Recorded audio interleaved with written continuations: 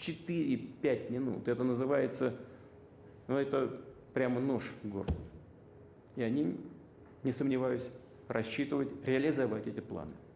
Так же, как неоднократно делали в прошлые годы, расширяя НАТО на восток, продвигая военную инфраструктуру и технику к российским границам, полностью игнорируя наши озабоченности, протесты и предупреждения. Извините, просто плевали на них и делали все, что хотели, что считали нужным. И, конечно, предполагают также вести себя и дальше, по известной поговорке: собака лает, а караван идет. Скажу сразу, мы на это не соглашались и никогда не согласимся. При этом Россия всегда выступала и выступает за то, чтобы самые сложные проблемы решать политико-дипломатическими методами, за столом переговоров. Мы хорошо понимаем нашу колоссальную ответственность за региональную и глобальную стабильность. Еще в 2008 году Россия выдвинула инициативу о заключении договора о европейской безопасности. Смысл его состоял в том, чтобы ни одно государство и ни одна международная организация в Евроатлантике не могли бы укреплять свою безопасность за счет безопасности других.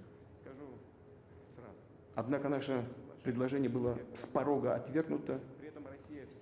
Нельзя, дескать, позволить России ограничивать деятельность НАТО. Более того, нам прямо заявили, что юридически обязывающие гарантии безопасности могут иметь только члены Североатлантического альянса.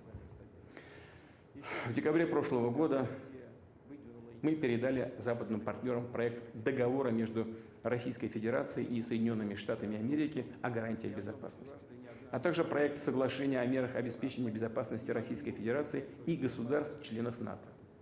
В ответ от США и НАТО было много общих слов, содержались и рациональные зерна, но все это касалось второстепенных моментов и выглядело как попытка замотать вопрос, увести дискуссию в сторону.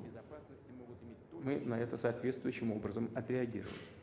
Подчеркнули, что готовы идти по пути переговоров, однако при условии, что все вопросы будут рассматриваться в комплексе, пакетом, без отрыва от основных базовых российских предложений. Они содержат 3 ключевых пункта. Первое – это недопущение дальнейшего расширения НАТО. Второе – отказ от размещения альянсом ударных систем вооружений на российских границах. И, наконец, это возврат военного потенциала и инфраструктуры блока в Европе к состоянию 1997 года, когда был подписан основополагающий акт России и НАТО. Как раз эти наши принципиальные предложения проигнорированы. Западные партнеры, повторяю,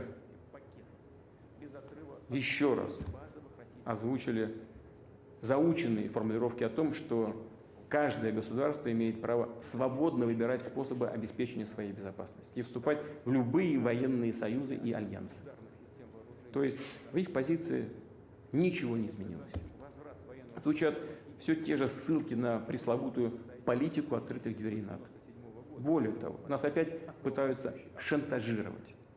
Вновь угрожают санкциями, которые, кстати, я думаю, они все равно будут вводить по мере укрепления суверенитета России и роста мощи наших вооруженных сил. А предлог для очередной санкционной атаки всегда будет найден или попросту сфабрикован. Причем вне зависимости от ситуации на Украине. Цель одна – сдержать развитие России. И они будут это делать, как делали это раньше. Даже вообще без всякого формального предлога. Только потому, что мы есть. И никогда не поступим со своим суверенитетом, национальными интересами и своими ценностями. Хочу четко, прямо сказать, в сложившейся ситуации, когда наши предложения о равноправном диалоге по принципиальным вопросам фактически остались без ответа со стороны США и НАТО, когда уровень угроз для нашей страны значительно возрастает, Россия имеет полное право принимать ответные меры обеспечения собственной безопасности. Именно так и будем поступать. Что касается положения дел на Донбассе, то мы видим, что правящая в Киеве верхушка постоянно и публично заявляет о нежелании выполнять Минский комплекс мер по урегулированию конфликта. Не заинтересована в мирном решении. Напротив, пытается вновь организовать на Донбассе блицкриг, как это уже было в 2014 и 2015 годах.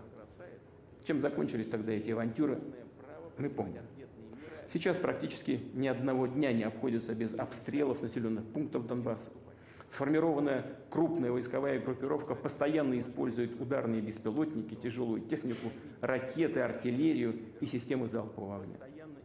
Убийства мирных жителей, блокада, издевательства над людьми, включая детей, женщин, стариков, не прекращаются. Как у нас говорят, конца и края этому не видно. А вот так называемый цивилизованный мир, единственными представителями которого самозванно объявили себя наши западные коллеги, предпочитает этого не замечать. Как будто и нет ничего, всего этого ужаса, геноцида, которому подвергаются почти 4 миллиона человек. И только потому, что эти люди не согласились с поддержанным Западом переворотом на Украине в 2014 году. Выступили против возведенного в ранг государственного движения в сторону национализма, пещерного и агрессивного национализма и неонацизма. И борются за свои элементарные права жить на своей земле, говорить на родном языке, за сохранение своей культуры и традиций. Сколько эта трагедия может продолжаться? Сколько еще можно это терпеть? Россия сделала все для сохранения территориальной целостности Украины. Все эти годы настойчиво и терпеливо боролась за исполнение резолюции Совета Безопасности ООН 2202 от 17 февраля 2015 года, закрепивший Минский комплекс мер от 12 февраля 2015 года по урегулированию ситуации на Донбассе. Все тщетно. Меняются президенты, депутаты Рады, но не меняется суть, агрессивный националистический характер самого режима, захватившего власть в Киеве. Он целиком и полностью порождение государственного переворота 2014 года. И те, кто встали тогда на путь насилия, кровопролития, беззакония, не признавали и не признают никакого другого решения вопроса Донбасса, кроме военного. В этой связи считаю необходимым принять уже давно назревшее решение. Незамедлительно признать независимость и суверенитет Донецкой Народной Республики и Луганской Народной Республики. Прошу Федеральное собрание Российской Федерации поддержать это решение, а затем и ратифицировать договоры о дружбе и взаимопомощи с обеими республиками. Два эти документа будут подготовлены и подписаны в самое ближайшее время. А от тех, кто захватил и удерживает власть в Киеве, мы требуем незамедлительно прекратить боевые действия. В противном случае вся ответственность за возможное продолжение кровопролития будет целиком и полностью на совести правящего на территории Украины режима. Объявляя о принятых сегодня решениях, уверен в поддержке граждан России, всех патриотических сил страны. Благодарю вас за внимание. Два эти документа будут подготовлены и подписаны в самое ближайшее время. А от тех, кто захватил и удерживает власть в Киеве, мы требуем незамедлительно прекратить боевые действия. В противном случае вся ответственность за возможное продолжение кровопролития будет целиком и полностью на совести правящего на территории Украины режима. Объявляя о принятых сегодня решениях, уверен в поддержке граждан России, всех патриотических сил страны. Благодарю вас за внимание.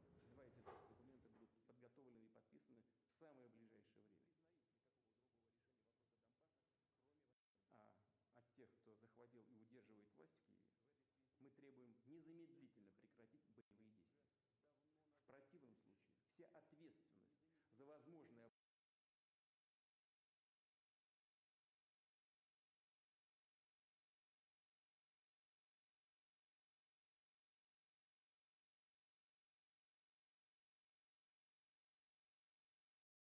Harry Edward David, Ida Nora Adam, 6 on a truck.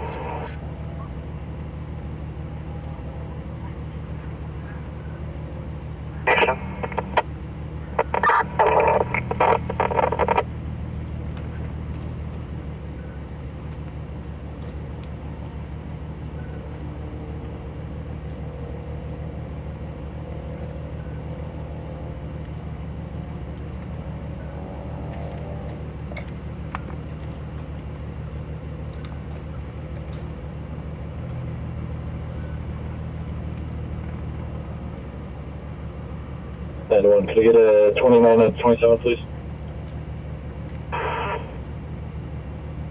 6991. One's going to be David 5993742. It's that officer right there that's talking, guys. That guy right there. That's the officer that we hear talking, giving the license number. I'm not sure. Attention all Westside units, all Westside primary traffic will now be on channel 1. All Westside traffic now on channel 1. Control 2 quick. Wedding, up against 6 now.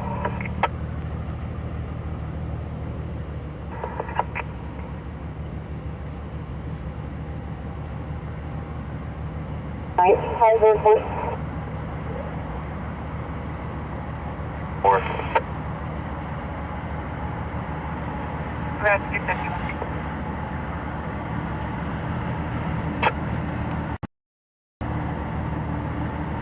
Loitering center, Hewlett Street.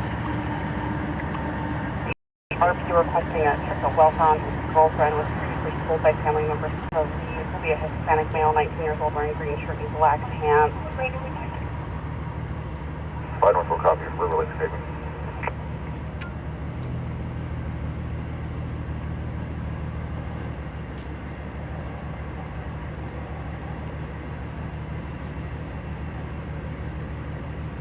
Person 350 Oak, room number 135.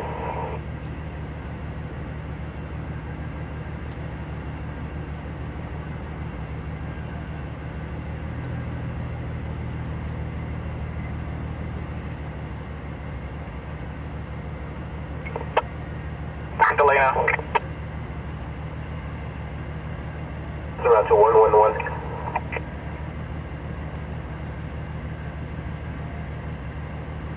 Hold the scene, music 19 and Mary.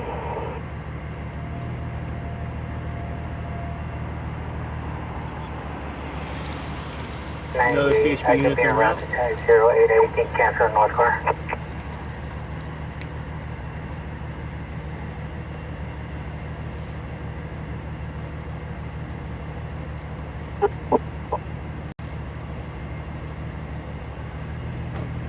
An additional case number for my call.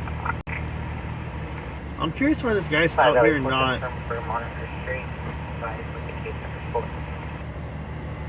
What's up, Cali girl? Hello. What? What's going on, Doug?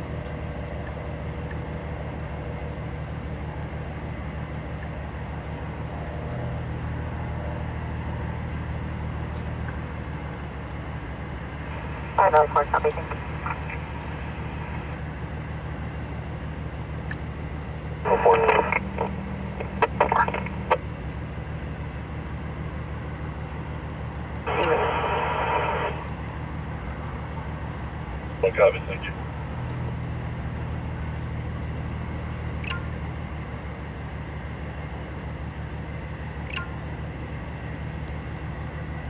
Three. 430.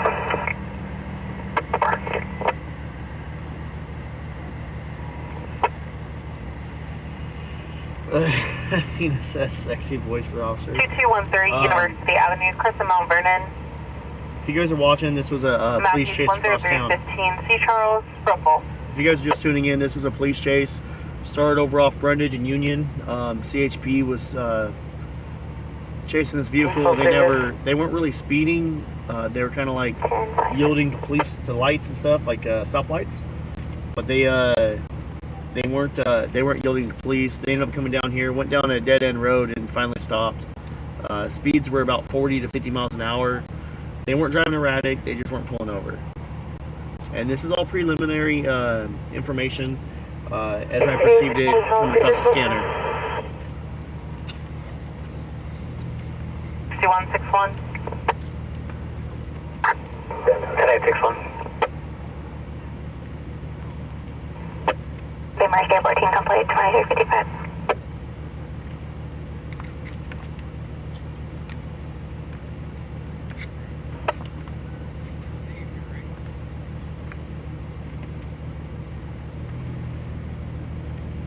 What's my location right now? Let me check. I'll tell you right now. Hold on. We might end up having to go to night vision. Let's see. How will night vision look right here? Oh, way too bright. There we go. That's much better. Let me see. Let me check my location. We are on Xenia Street and Virginia Avenue. Xenia and Virginia.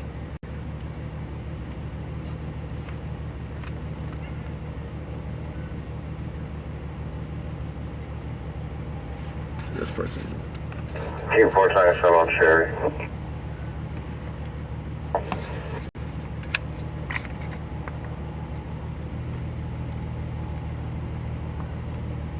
We might have to watch night vision until they turn the lights back on, guys. 5612. Hopefully you guys are okay with night vision, but yeah. I said, officer, I don't know why my foot won't hit the stop.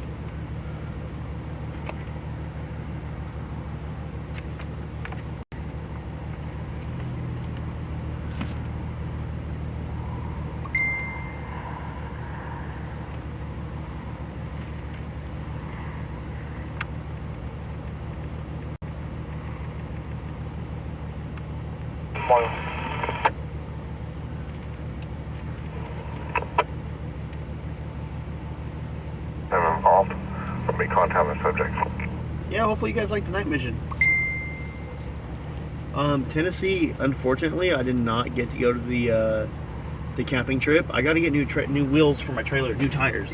So, or new tires for my my tent trailer. So we're gonna take the tent trailer out this weekend. We're gonna leave Saturday and we're gonna come back Sunday. It's gonna be me, my son, and my buddy Tank. Three.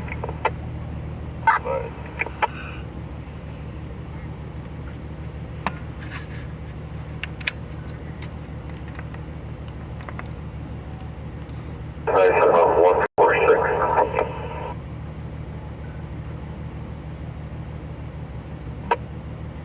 What's that 677?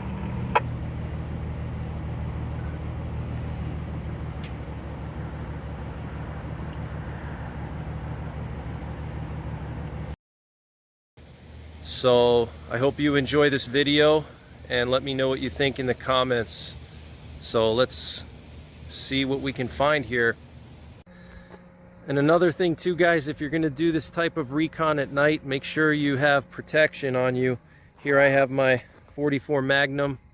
Okay, so you're scouting out these types of structures at night. You may run into some weird people. All right, guys, so here's our first structure. I talked about this in my videos.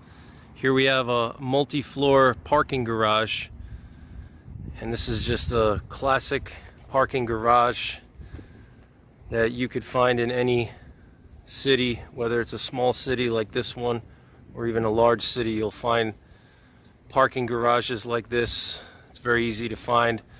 So this could be a decent fallout shelter location. There's a couple of bad things.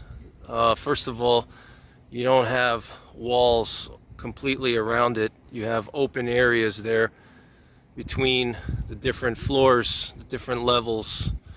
Okay, so that's going to let radiation in, but you also have several levels. You have here on this one 1, 2, 3, 4, 5, 6 levels. Okay, so if you put yourself on the 3rd or 4th level, that would be the best place to be, because you'll be halfway between the ground and the top floor. The top floor is where you're going to have fallout. Okay, when the fallout lands, you're going to have some fallout on the top level, so you're going to get some radiation coming in through the ceiling of the top floor. But the good thing is that the levels or the floors are made of concrete, so that's going to block a lot of the radiation coming through the top level down through the levels below, like the 5th, 4th, and 3rd level here. But what you would want to do is go to the 3rd or 4th level and try to get into the middle of the parking garage, as far away from these openings as possible. Okay, so you want to get into the center and the middle floors. So this could be a decent fallout shelter. Not the best, but it's better than nothing. Okay, so this is not the best, it's decent. I want to just show you guys up close some other things about parking garages to look out for that can actually be very helpful. You see here you have these stairwells. Every parking garage has a stairwell. Here we have one stairwell that goes all the way up, and then here we have an elevator. This is actually where the elevator goes up behind this brick here. Okay, and this brick is just the outside. It's just the, you know, for looks. It's not made of brick, it's made of reinforced concrete. So these bricks are just to make it look nice. But here we have an elevator. Okay, so you have the elevator shaft over here, and the elevator shaft goes all the way up. All right, if you can access the elevator shaft somehow, if the power is working still, you could go into the elevator shaft, and if you could get to like the 3rd or 4th floor, that would be really good, because you're going to be surrounded by reinforced concrete in that elevator shaft. So, and you're going to be, you know, up, let's say 3rd or 4th floor, so you're going to be far away from the radiation that's going to be coming from the ground, because the fallout is going to be landing on the ground. So that's one thing to consider, is getting into the elevator shaft. Also, if you have a stairwell like this one here, you have a stairwell in there. I don't know if you guys can see the stairwell right there. A lot of stairwells on parking garages are fully enclosed. They don't have windows like this. Okay, but even though there's a window here, there's windows on every level in this stairwell. You could put some shielding material on that window. Okay, and they actually have windows on this side too, which is not the best, but still, you know, you have the stairwell here, and the stairwell is surrounded by reinforced concrete, and then you have that brick on the outside. So you're going to get really good shielding from that. You just need to deal with the windows. But a lot of parking garages don't have any windows. So if you can find a stairwell that doesn't have any windows like this, that's perfect, because you're going to have several inches of reinforced concrete all around you, which is going to reduce the radiation by probably at least 90%, maybe more, 95 or even 99%. So that's something to look out for when you're looking for a parking garage. If you can find one with a stairwell that's completely enclosed with no windows, or if you can get into the elevator shaft, that's another option for you. And if you can't do that, then going into the actual parking garage is fine. But like on this one, you see you got 1, 2, 3, 4, 5, 6 levels. I just wanted to count again. So you want to get into the 3rd level here. Okay, that's the 3rd level up there. And you want to get into the middle, so you're equal distance from these openings here. Okay, and because you have several layers of concrete underneath you and on top of you, from each level you have several inches of concrete for each level. That's going to protect you. Okay, so parking garage is pretty decent shelter location. Not the best, but it's decent. So let's find another one here. All right guys, so here's an example of a parking garage you don't want to use. You can see it's pretty small. You don't get much distance from the outside, and it's just very small, and there's lots of openings. You see there's an opening there. It's not enclosed. There could possibly be a stairwell in there that you could use. If it's surrounded by concrete, that would be worth checking out.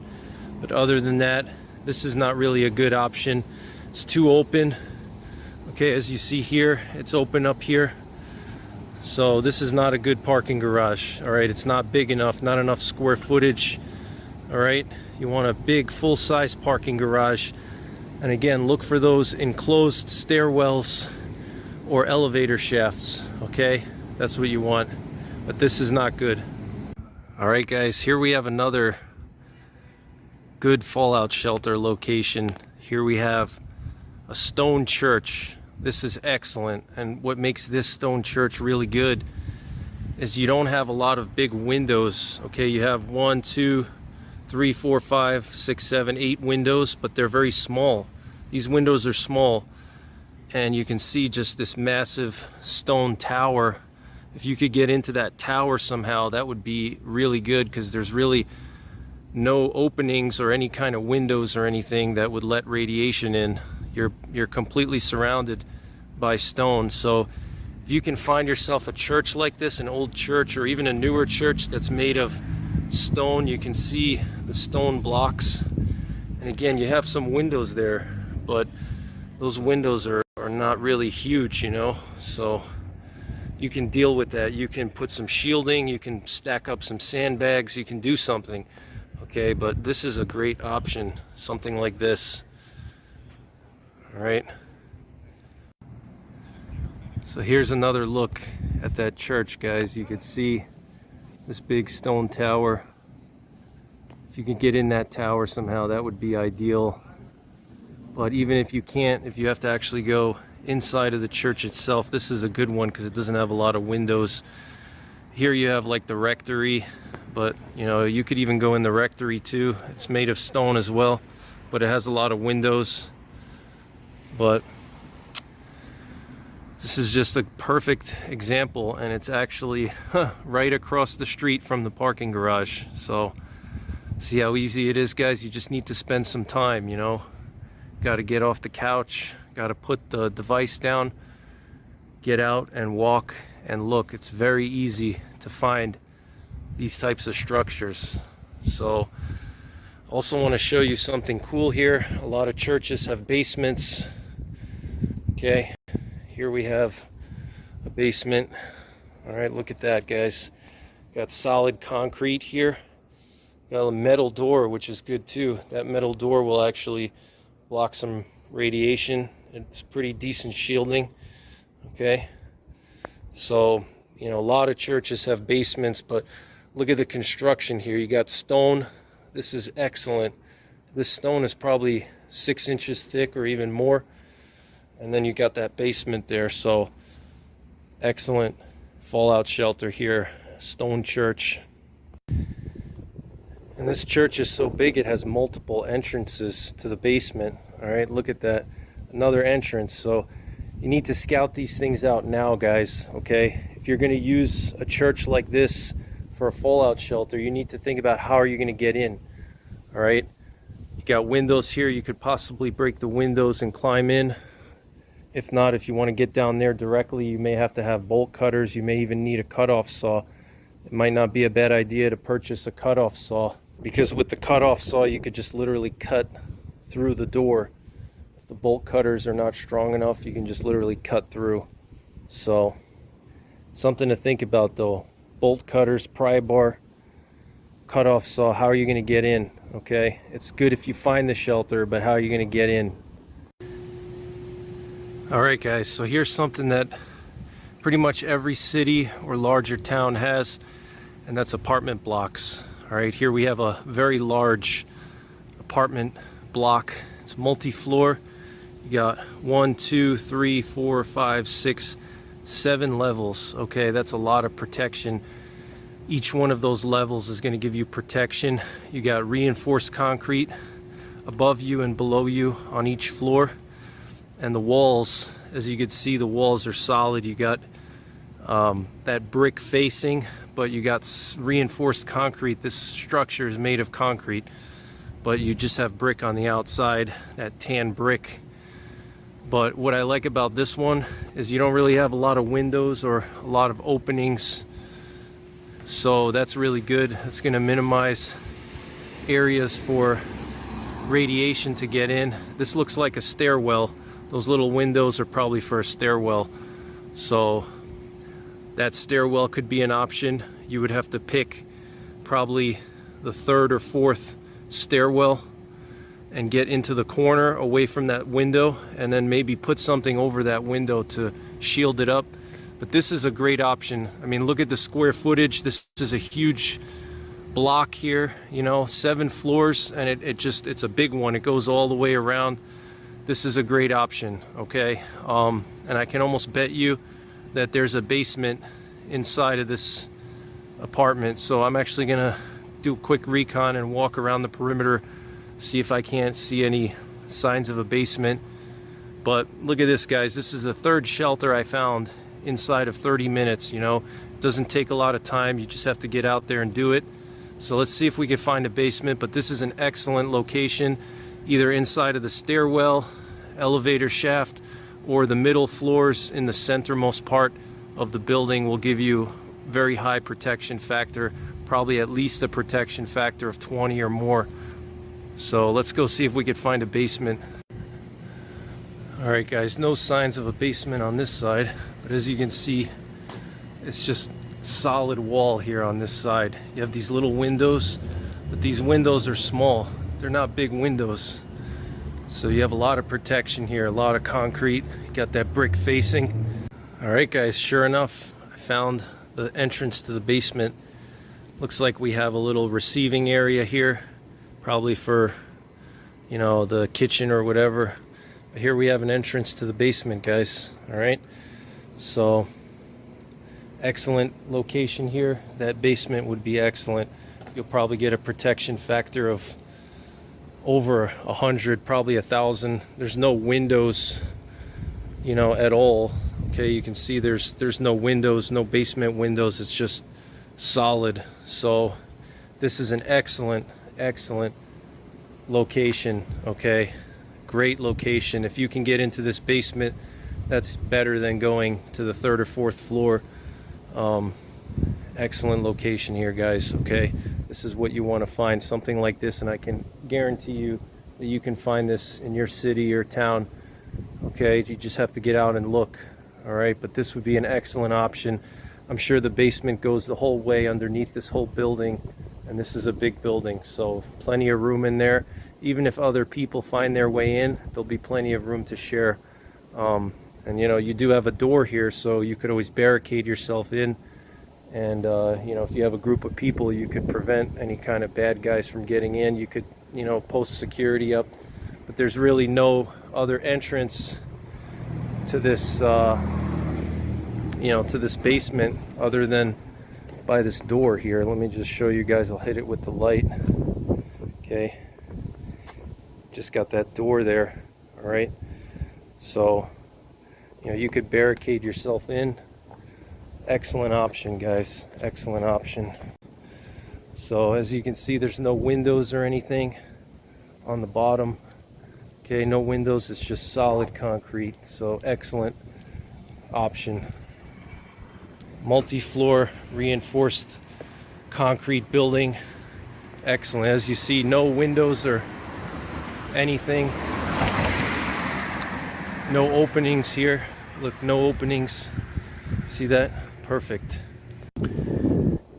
Here we have another apartment building. This one's huge. Look at all those levels. 1, 2, 3, 4, 5, 6, 7, 8, 9, 10, 11, 12, 13 levels. Okay, that's a bad luck number, but this would be decent. You have a lot of windows here, and you got these balconies, but it's big enough where you could find a central location away from the windows. But the problem with this one is the ground level, or the subterranean level, the basement. The problem is you have all these windows. You see that? All those windows, and I'm guessing there's apartments in there.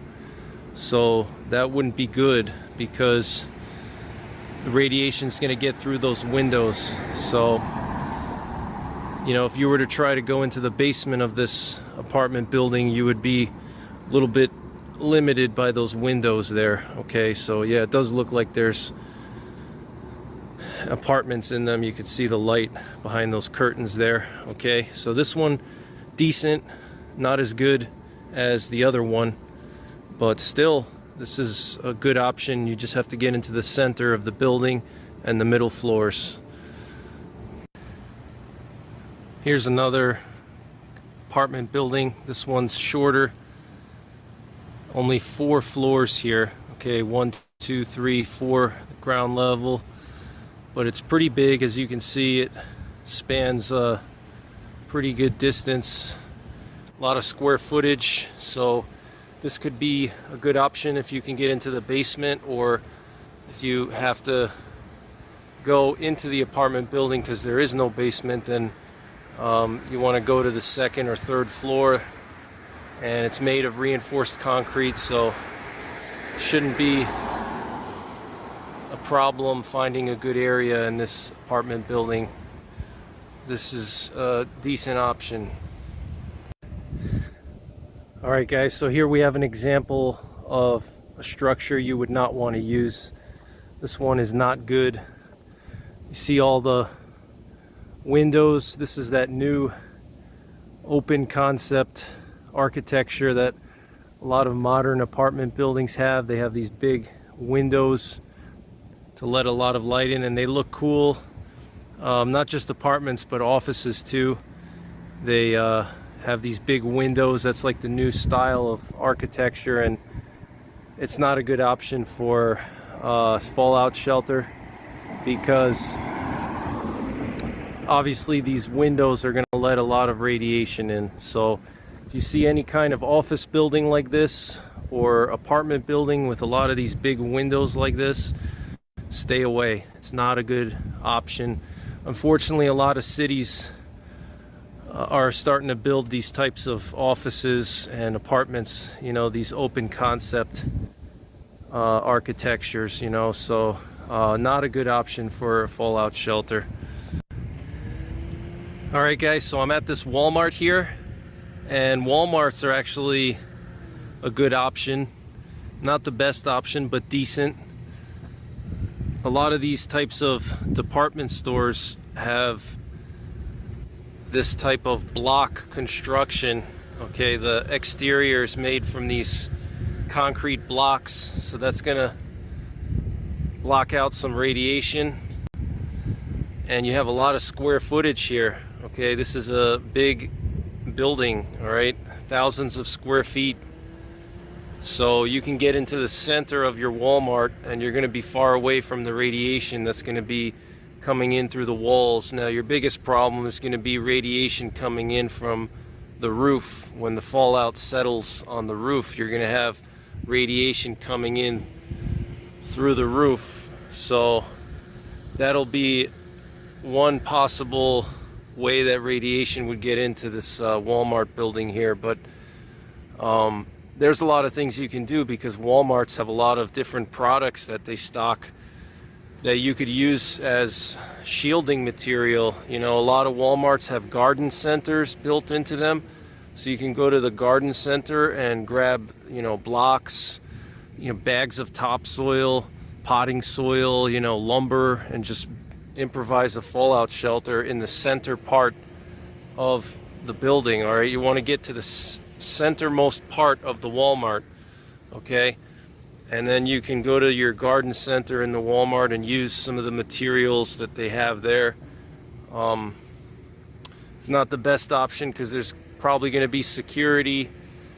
It's possible that the local police may arrive and, you know, designate the Walmart as a fallout shelter, and, you know, they may block it off because desperate people may try to get in.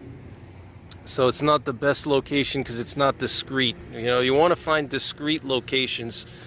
Walmart is something that everybody knows about, so you're going to see a lot of people flocking to the Walmarts, probably looting them as well.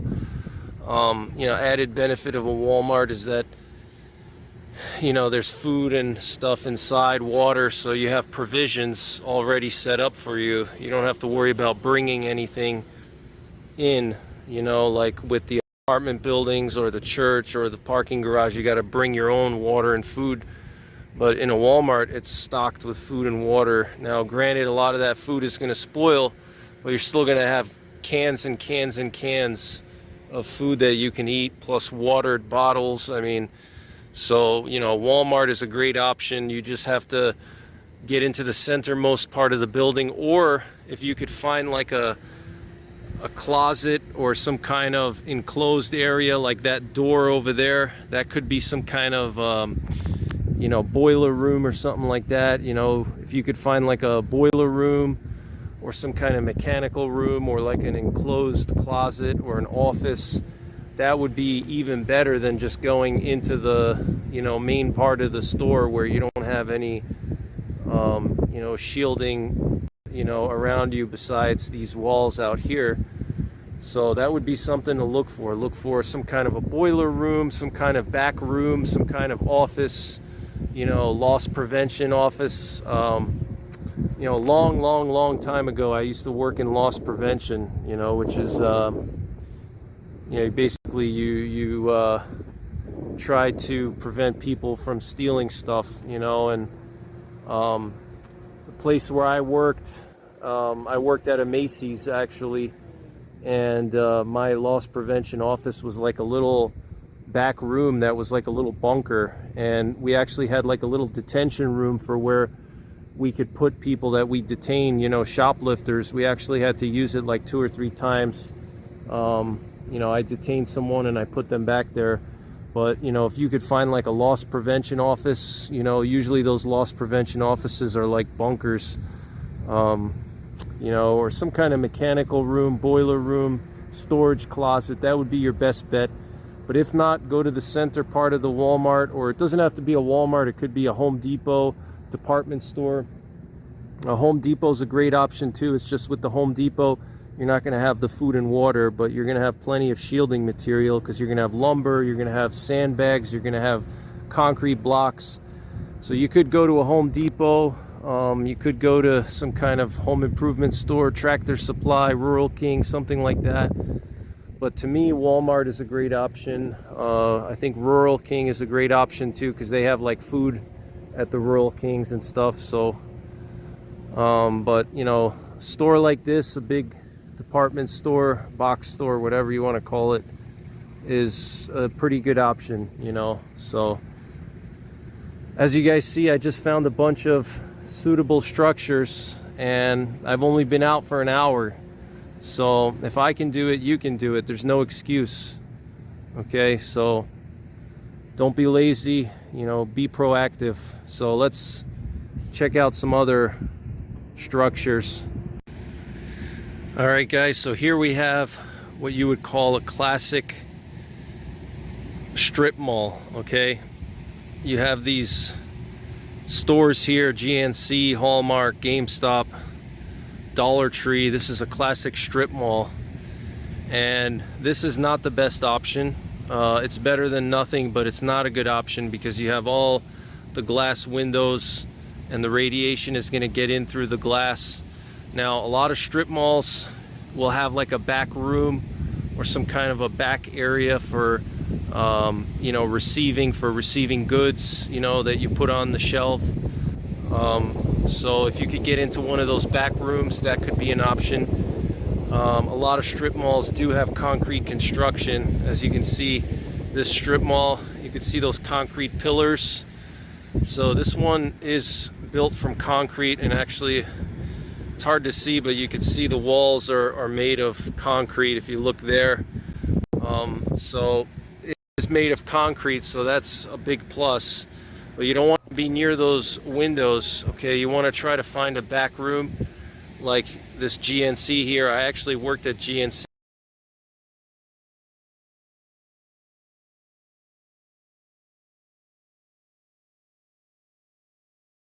And I thought it would be a great way to make money and get discounts on supplements. But you know, like GNCs or other types of retail stores that are in strip malls, GameStop, they always have a back room in the back of the store for manager and for receiving. Okay, the trucks pull in on the back side.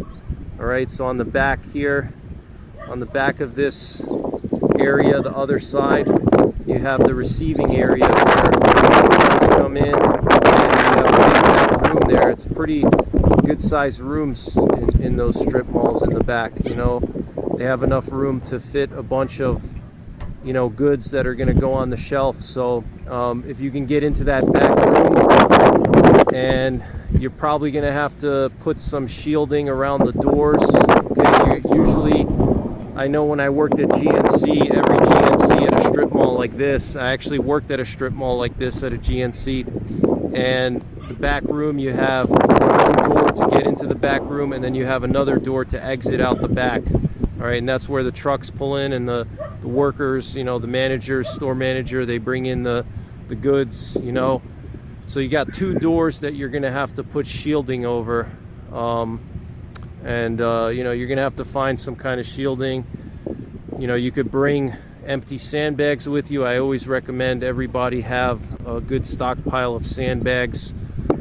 You know, it's a no-brainer. You can buy, you know, 100 sandbags for 50 bucks, empty sandbags.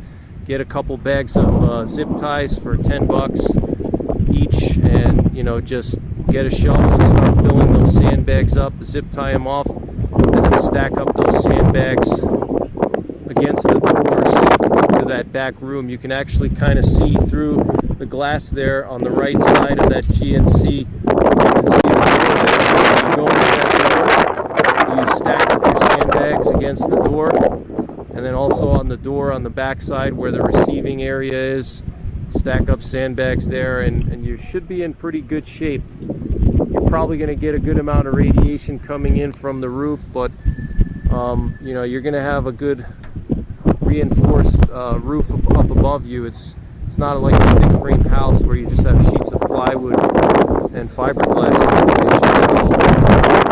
So, you know, you'll have some shielding above you. So strip malls are decent, but not the best. Alright guys, so I'm actually going to drive around the back of this strip mall just to show you guys what the back of a strip mall looks like.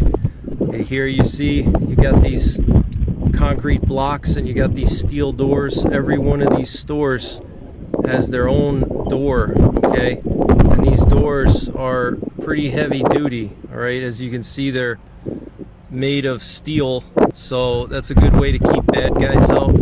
They're tough, so you can stack up heavy objects against them. So, you know, strip malls are a decent option. They're not the best, but, you know, if you can get into this back room here, you know, like I said, you may need some entry tools, all right? Bolt cutters, cut-off saw, you know, pry bars, whatever it takes to get in. You know, you got to do whatever it takes because it's a matter of life or death. But if you can get into one of these back rooms in a strip mall, it's a great option, you know. Just gotta do something about those doors, you know, stack up sandbags against them, and, you know, you won't even need that much, you wouldn't even need that many sandbags, you know, just cover up this door from the inside. You wouldn't even need that many, but, so this is what a typical strip mall looks like in the back, you know, as you can see. I'm just driving in the back here of this strip mall. Alright, so great option, guys. Now another thing with the strip malls is that the back room of your strip mall could also be a great option for protecting yourself from marauders. You know, there's going to be a lot of desperate, hungry people after a nuclear war, you know, that are going to be scrambling to find shelter, scrambling to find food, water. So going into one of those back rooms of a strip mall, you can really barricade yourself in there with sandbags, and you got that steel door. So, you know, the best thing would be if you know someone who works in retail in one of those strip malls and, you know, they have a key. That would be the ideal scenario if you have a friend that works in there, you know, one of those strip malls, and then, you know, you don't have to cut your way in or break in. You know, you'll have a key, and then you can lock the door, and it's very safe, not only from fallout, but from marauders and desperate, hungry people, because people are going to go nuts after a nuclear war. You're going to have hungry people, you know, thirsty people, people panicking, trying to find shelter. Here's another good example of a fallout shelter location. Here we have a Petco. Over there's a Petco. Here we have a Michaels, and here we got a Home Goods. And this is a great option because what I like about this is there's not a lot of, you know, open areas here. You just have some, you know, glass, you know, doors there, and then the Michaels has some doors, and the Petco has some doors, but other than that, this is a pretty solid structure. You got a lot of concrete here. You can see all those blocks, you know, that's all concrete, reinforced concrete with a brick face on the outside, so it looks good. But this is a very solid structure with concrete all around it, so this is a great option. You can easily find like a boiler room, a receiving area, a back room of some kind that you can fortify and add shielding to. Here we have some kind of door over here, you know, that could be some kind of you know, back room or something, but you want to find some kind of room that's, you know, surrounded, a closet, boiler room, something that's surrounded by concrete or dense material. But this is a decent option. This is a decent option, guys. So, you know, same thing as with all the other ones. If you can't find a back room or something like that, or stairwell or something, or basement, might even be a basement here, okay? But if you can't find any of those things and you're forced to go into the actual like sales floor, then you center most part of the store and, you know, pile up all the dense material around you and make a shelter. That's going to be your best option. You'll get a lot of protection, believe it or not. Alright guys, so we found a bunch of shelter options. It only took me about an hour and a half to do this. A little bit of driving, a little bit of walking, a little bit of time, but it's worth it in my opinion. So go out there to your nearest town, your nearest city, and scout out fallout shelter locations. You know, you can do some work at home by using Google Maps. You know, we live in an age where there's just so much information available at our fingertips. You know, you can go on your cell phone, do half of the work on your cell phone, look on Google Maps. You can also, you know, go to your local library and find architectural plans. You know, when a lot of buildings are built, you know, the contractor has to apply for a building permit. They can't just build a building, so they apply for a building permit, and a lot of those big buildings have public information available about them. Okay, at your local library you might be able to find building permits that were issued for a lot of the structures in your town and in your city, and you might be able to find architectural plans. So this way you can basically look at those architectural plans and figure out where the best part of the structure is to shelter in. And, you know, because you might not have access to that structure, like some of those apartment buildings I was showing you. You know, I'm not a resident at those apartment buildings, so I don't know what the inside looks like. Unless I know someone that lives there, they can let me in, or somehow I can get in and walk around and scout it out, you know. But you can get architectural plans for a lot of structures through public information, through your local library, through your town you know, building department. So, you know, that'll save you some extra time and effort from having to actually go on foot and walk around and scout out, you know, entrances where you can get into the building. Another thing that's very important is not just finding a suitable structure, but figuring out how you can get into that structure. Like I said earlier, with the church and the other structures, you need entry tools. But, you know, in your scouting, in your recon, you want to look for not just a good structure, but where inside of the structure can you take shelter, which part of the structure is the best, you know, for protecting yourself from radiation, and also what are the entry points. You know, how are you going to get into that structure? Okay, is there a window, is there a door? You know, you have to figure these things out now before the bombs land. Okay, you want to figure these things out now. So, you know, find like 5 or 10 structures in your area and narrow them down and rank them, which ones are the best from the top structure, the best structure, rank them from 1 to 10. Find 10 structures. Tonight we found almost 10.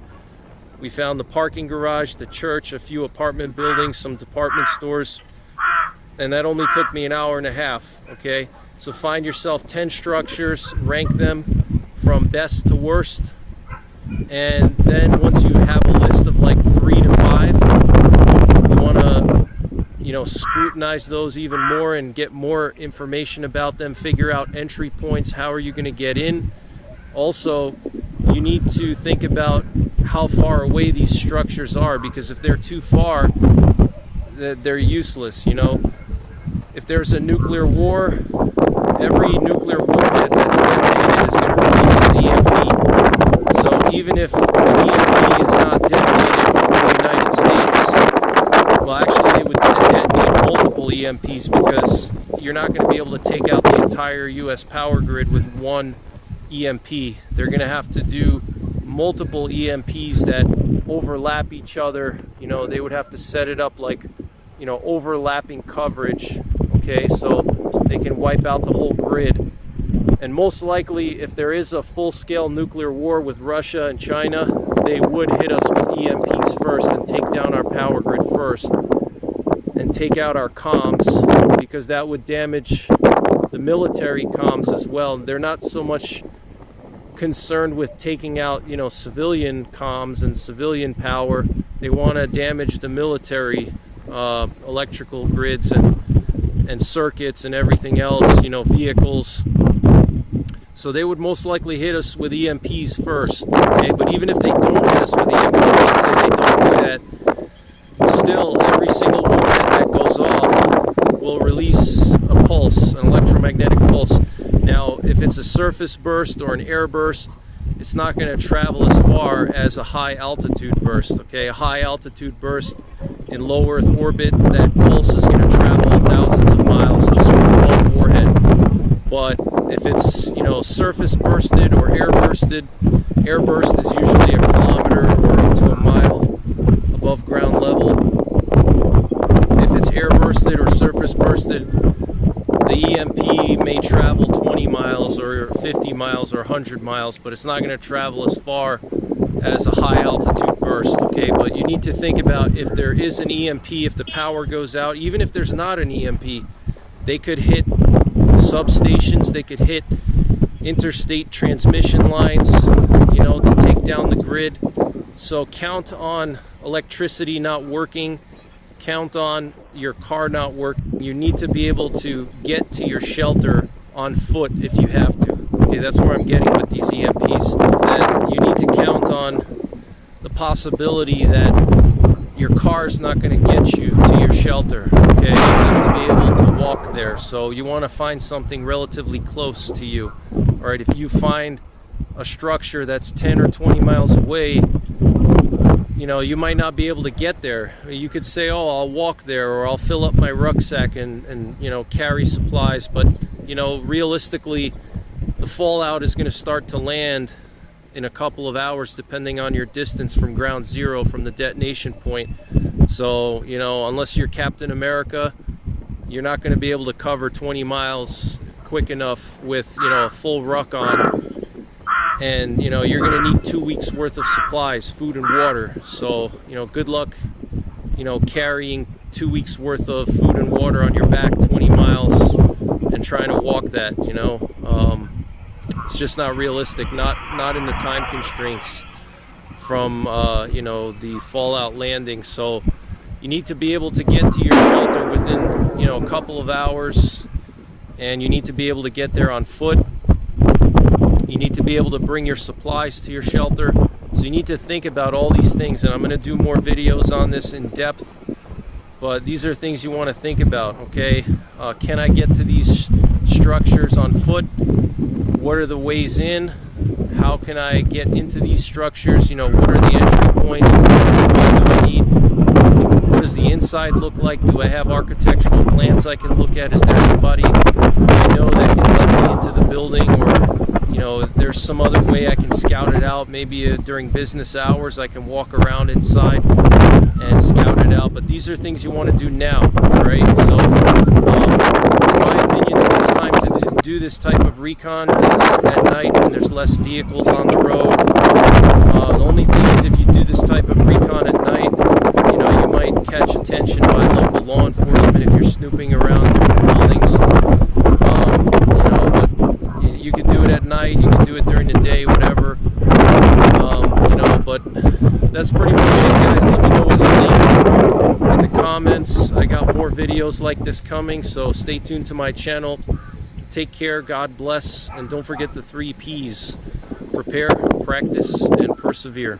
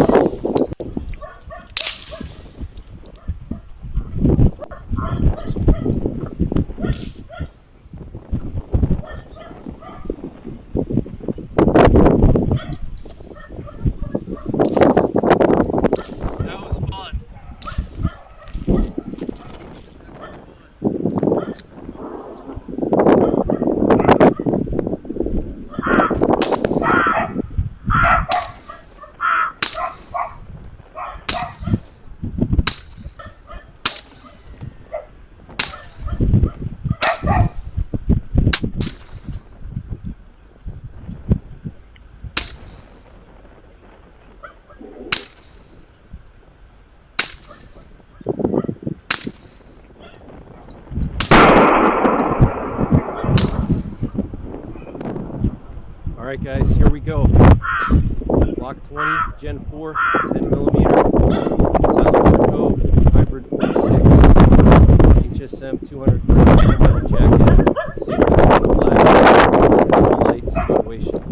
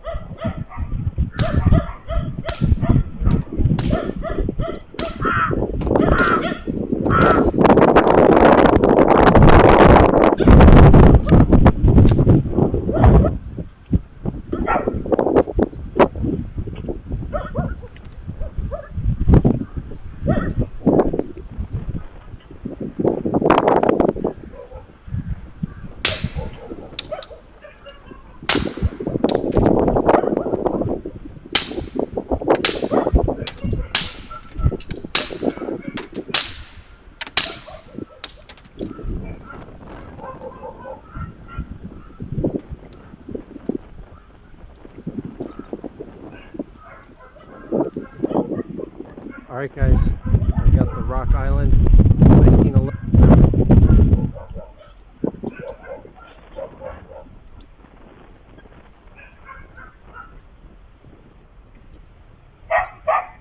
What's going on guys? Hope everybody's having a great night. I thought I was going to need some coffee, but I'm so energized by this news speech, and I don't even need coffee. I'm just energized by the situation. Let me know if you guys can hear everything. Is the sound good?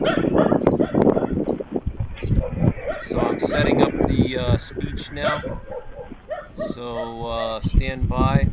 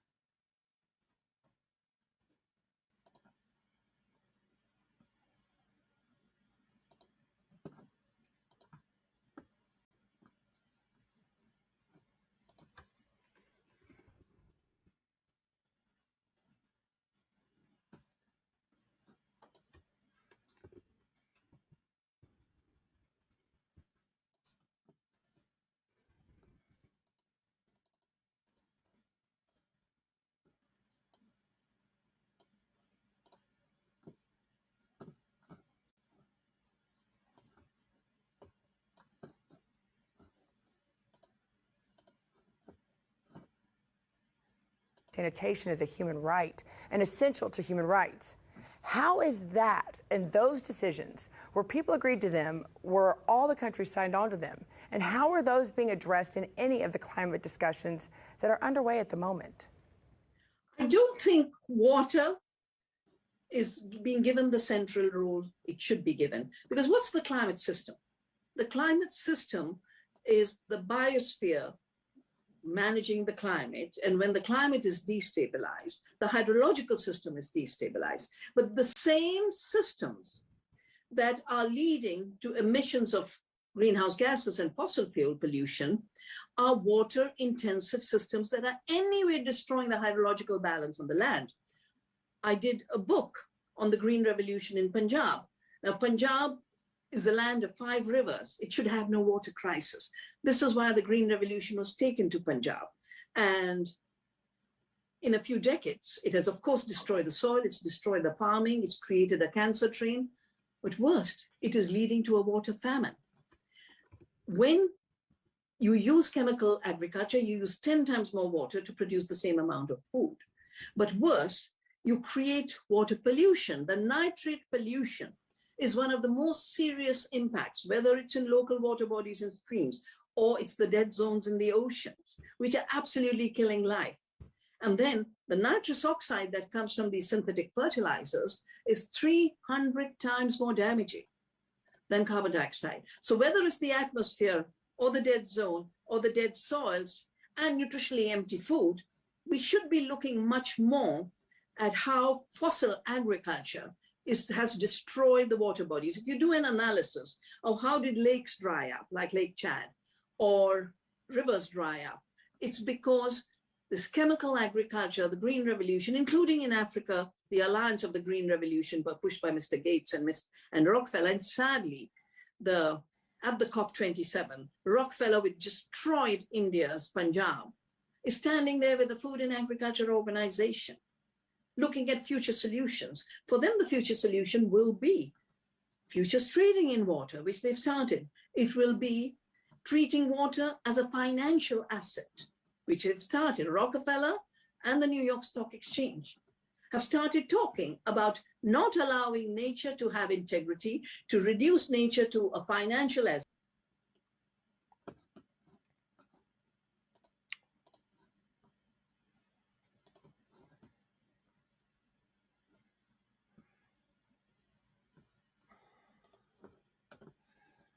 All right, guys, the stream should start soon. The speech should be starting very soon.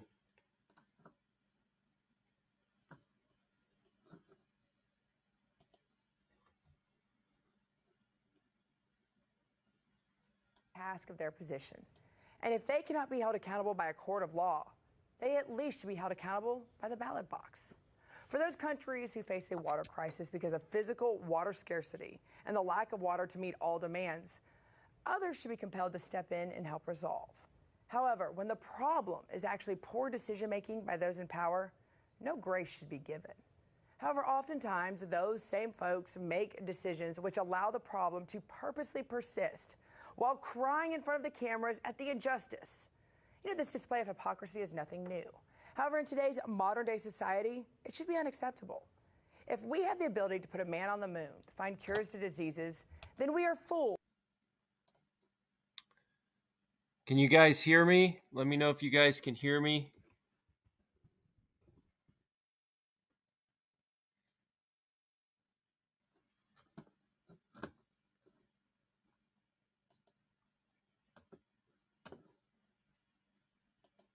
Okay.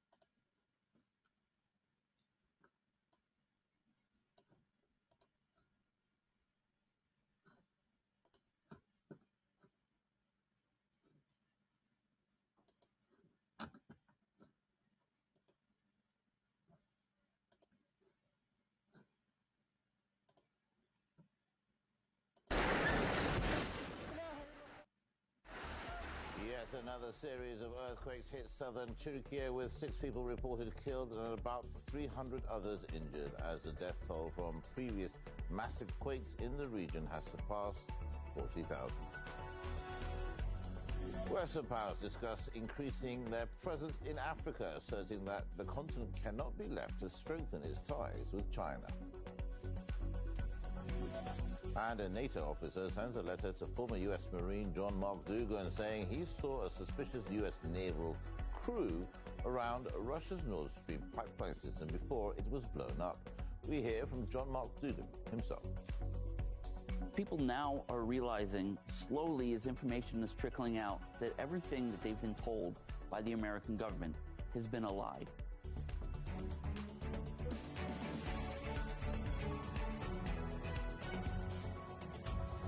Hello and welcome to RT International Broadcasting live from Moscow. It's just past the hour and it's great to have you with us. I'm Right Army.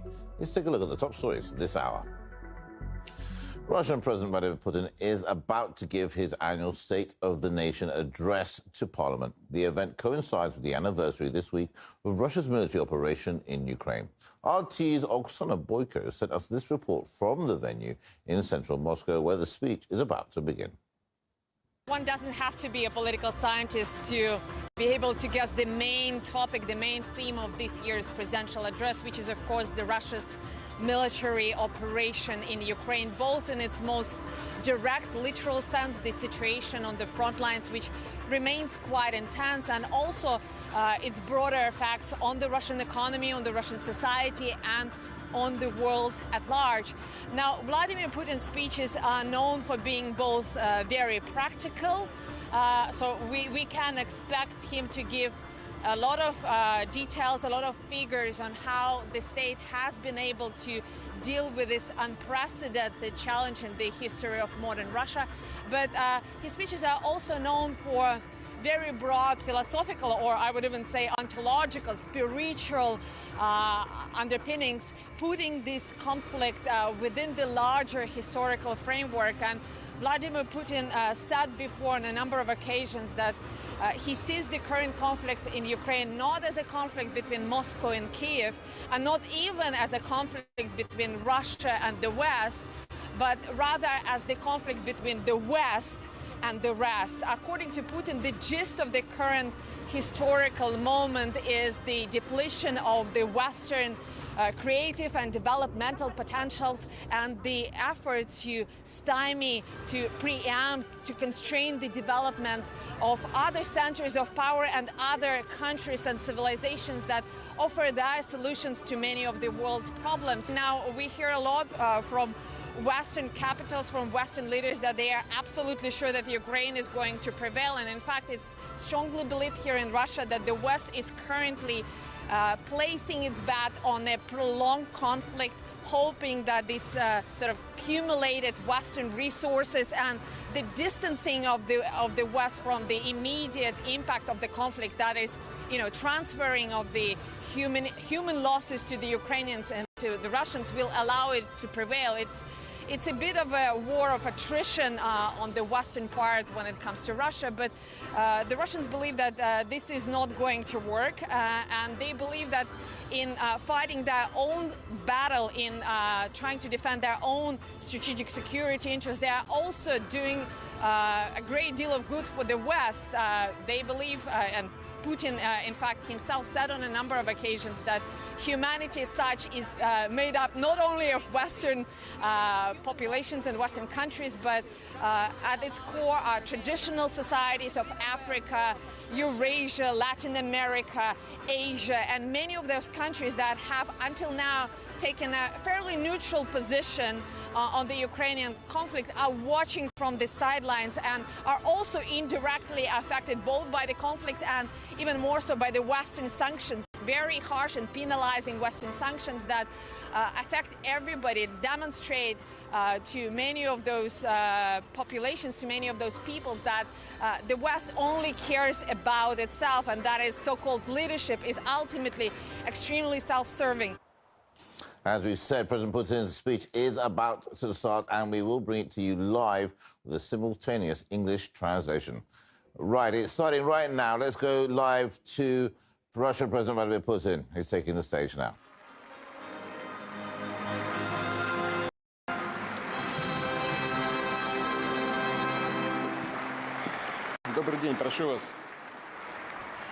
Good afternoon. Good afternoon, deputies of the Federal Assembly, senators, State Duma, deputies, citizens of Russia. In today's address, I'm addressing you in this difficult borderline time, as well know, in the period of drastic changes that are happening around the world, significant historic events that are defining the future of our country and our people, when every one of us carries huge responsibility. A year ago, to protect people living in our historic lands, to ensure security of our country, to eliminate the threat emanating from the neo-Nazi regime in Ukraine that took power after the coup of 2014, we have taken a decision to launch the special military operation. Step by step, carefully and consistently, we are going to resolve the outstanding tasks. Since 2014, Donbass has been fighting for its right to live in their land, to speak their native language. It has fought and it has not given up under the blockade and constant shelling and hatred shown by the Kiev regime. They were waiting and expecting and hoping that Russia will come to its aid.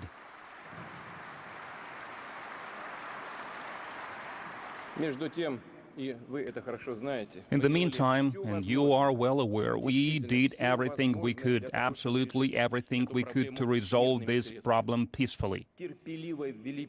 We've been involved in negotiations on finding peaceful resolution to this difficult conflict, but behind our backs, they were preparing a different scenario. The promises by the Western leaders, their words about aspirations for peace in the Donbass. As we have seen now, it was all lies. They were just trying to win time. They were turning a blind eye on the political assassinations, on reprisals of the Kiev regime, on tortures on the believers. They were encouraging more and more the Ukrainian neo-Nazis on terrorist attacks against Donbass.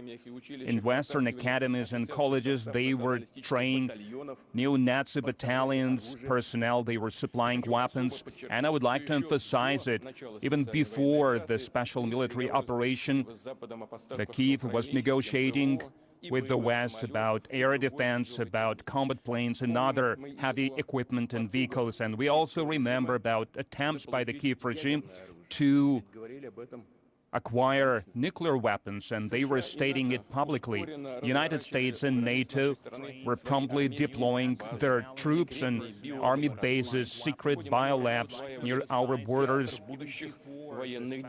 They were maneuvering and learning about the future theater of war, and they were preparing, enslaved by them, Ukraine to the big war. And now they are admitting it publicly, openly. It's as if they are proud of their treacherous behavior, and they were calling Normandy format bluff as performance. And all this time, while Donbass was on fire, while the blood was spilled, while Russia was sincerely, I would like to emphasize this, sincerely was looking for a peaceful resolution, they were playing with the lives of the people. They were cheating in this game of cards, and these disgusting methods was tried out before. They played the same double game before when they destroyed Yugoslavia, Iraq, Libya, Syria. And they will never wash away this shame.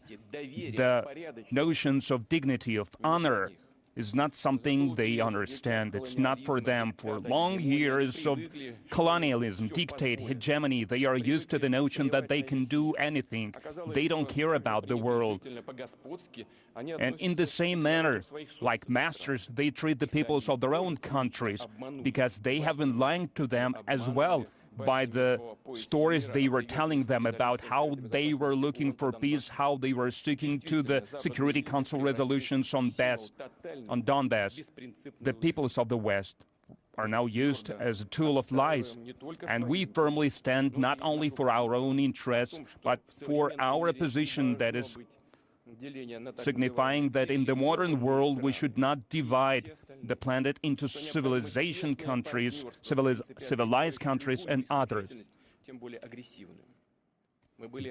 There should be no exceptionalism. We were open for constructive dialogue with the West. We were insisting that both Europe and the entire world need indivisible, equal system of security for all the countries. And for many years, we were suggesting to our partners to discuss this idea together and to work on its implementation. But in response, we were receiving only hypocritical reaction. These were words, but there were also actions: expansion of NATO to our borders, establishment of the new anti-rocket defense in Europe and Asia. They decided to cover themselves with this umbrella. They were deploying military contingents not only near the borders of Russia, and I would like to emphasize this, and you are well aware of this. Not a single country in the world has as many military bases abroad like the United States of America. They have hundreds of them. I am emphasizing these hundreds of bases all over the world. Entire planet is peppered with them. Just look at the world map. The world was witnessing how they were withdrawing from arms agreements, like the rocket agreements that we have them. They were unilaterally withdrawing from the agreements that preserved peace on the planet. Why did they do this? It was not by chance. And finally, in December of 2021, we officially sent to the United States and to NATO draft agreements on the security guarantees. But on all the key items of this draft agreement, we received the refusal to discuss that. And then we understood that they agreed to follow the path of aggression, and they did not want to stop. The threat was getting bigger and bigger. The information that we were getting left no doubt that by February of 2022, they were preparing a punitive operation in Donbass. Back in 2014, the Kiev regime was using artillery, tanks, and planes against Donbass. We all remember those images when they were bombing Donetsk from the air. They were launching airstrikes against Donetsk and other cities. Back in 2015, again, they attempted to attack Donbass directly. And they continued to blockade, to shell, to launch serious attacks against civilians, and it contradicted absolutely the resolutions adopted by the Security Council of the UN. Absolutely, completely. But everyone pretended like nothing was going on. And I would like to reiterate this. It was them who unleashed this war. And we just used the force, and we are using this to stop the war.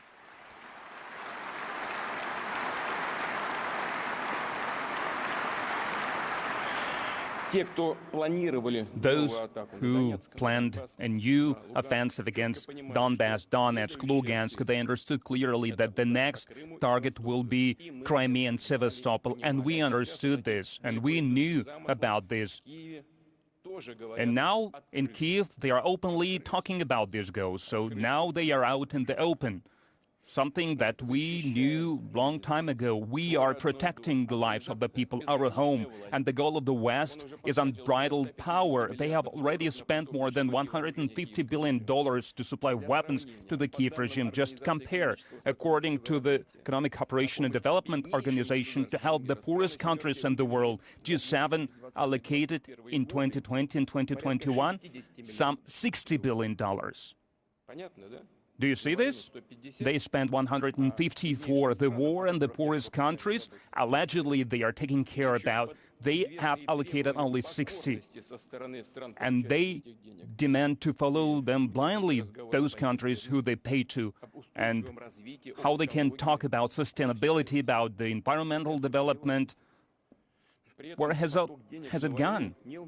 And they are not stopping this flow of money to support war, and they are spending more money on coup in the other countries all across the world. At the recent conference in Munich, they were blaming Russia in all kinds of things. One gets an impression that they did that only to make everyone forget what the so-called West has been doing in the last decade. But it was them who let this genie out of the bottle. Entire regions were immersed into chaos.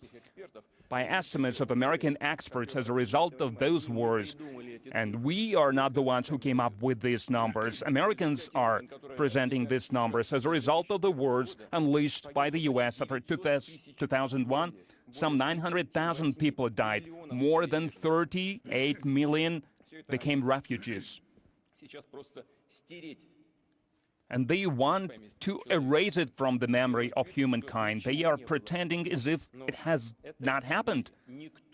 But no one will forget it in the world, with so many casualties and so many tragedies, but they don't care about them because what they have at stake is trillions of dollars and the opportunity to continue to steal from everyone, hiding behind the words about freedom and democracy by imposing totalitarian values that they call liberal, putting labels on entire countries and peoples by publicly insulting their leaders. They are suppressing freedom of thought in their own countries. They try to distract their own people from the corruption scandals. Because we can all see it on the screens, on television, from growing inner, social, international, and other kind of problems. Back in the 1930s, they led the way for Nazis to take power in Germany. And in our time, they started building anti-Russia from Ukraine. It's nothing new. People who know a little bit of history, they are perfectly aware of what's going on. It can be traced back to the 19th century. It was happening in Austria-Hungary, in Poland, and in other countries with the only goal to take away these historic territories that are now called Ukraine from our country. That was their goal. There is nothing new about it. Absolutely nothing. They are just repeating old ways. The West expedited the implementation of this project. They supported the coup in 2014. It was a bloody coup, anti-state coup, anti-constitutional coup, and it's like nothing happened, like it's a normal way of things. They even informed everyone how much money they spent on this. And they used Russophobia, aggressive nationalism as an ideology. Recently, one of the battalions of Ukraine, it's shameful for us to hear, they started calling one of the battalions Edelweiss, like a Hitlerite division that was involved in executing prisoners of war and killing Jews all across Europe. And the National Guard of Ukraine and Army of Ukraine are using Totkov and other SS divisions who have covered their hands in blood up to their elbows. They use marking of Wehrmacht and Nazi Germany on their equipment. Neo-Nazis, they are not even hiding who they consider themselves, who they descended from. And it's astonishing that no one in the West is noticing this, taking notice of this. Why? Because they do not care. They don't care about who to place a bet on when it comes to fighting Russia, fighting us. The main thing is that they are waging war against us, against Russia, and that means they need to use everyone. Terrorists, neo-Nazis, devil if they have to. The main thing for them is to follow their will and to use their weapons against Russia. This project of anti-Russia is part of the revenge that they are taking against our country. They are creating hotbeds of instability near our borders. Back then, in the 1930s, and already now, their idea has remained the same, to turn to direct aggression against the East, to flame the wars in Europe with someone else's hands by eliminating competition. Now, we're not at war with the people of Ukraine. This is something I've said many times. The people of Ukraine are no hostages to the Kiev regime and their Western masters, who have effectively occupied the country in a political, military and economic sense. For decades, they've been destroying the Ukrainian industry, exploiting Ukrainian natural resources, and this led to an escalation and to an increased poverty and inequality. And of course, this is something that feeds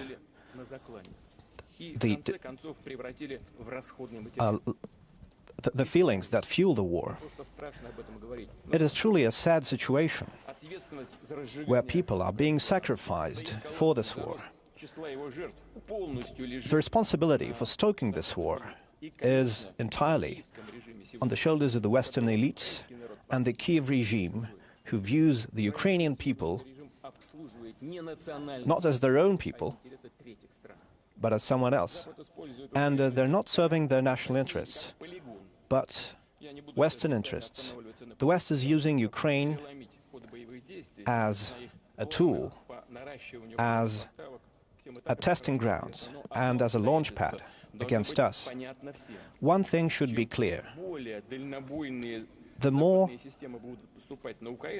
long-range weapons are sent to Ukraine, the longer we will have to push the threat away from our borders. That's natural.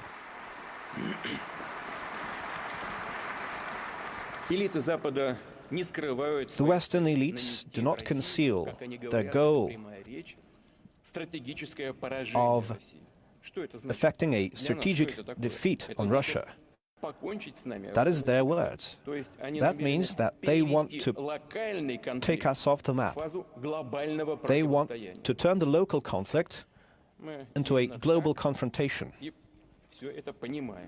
And this is how we understand this, and we will respond adequately.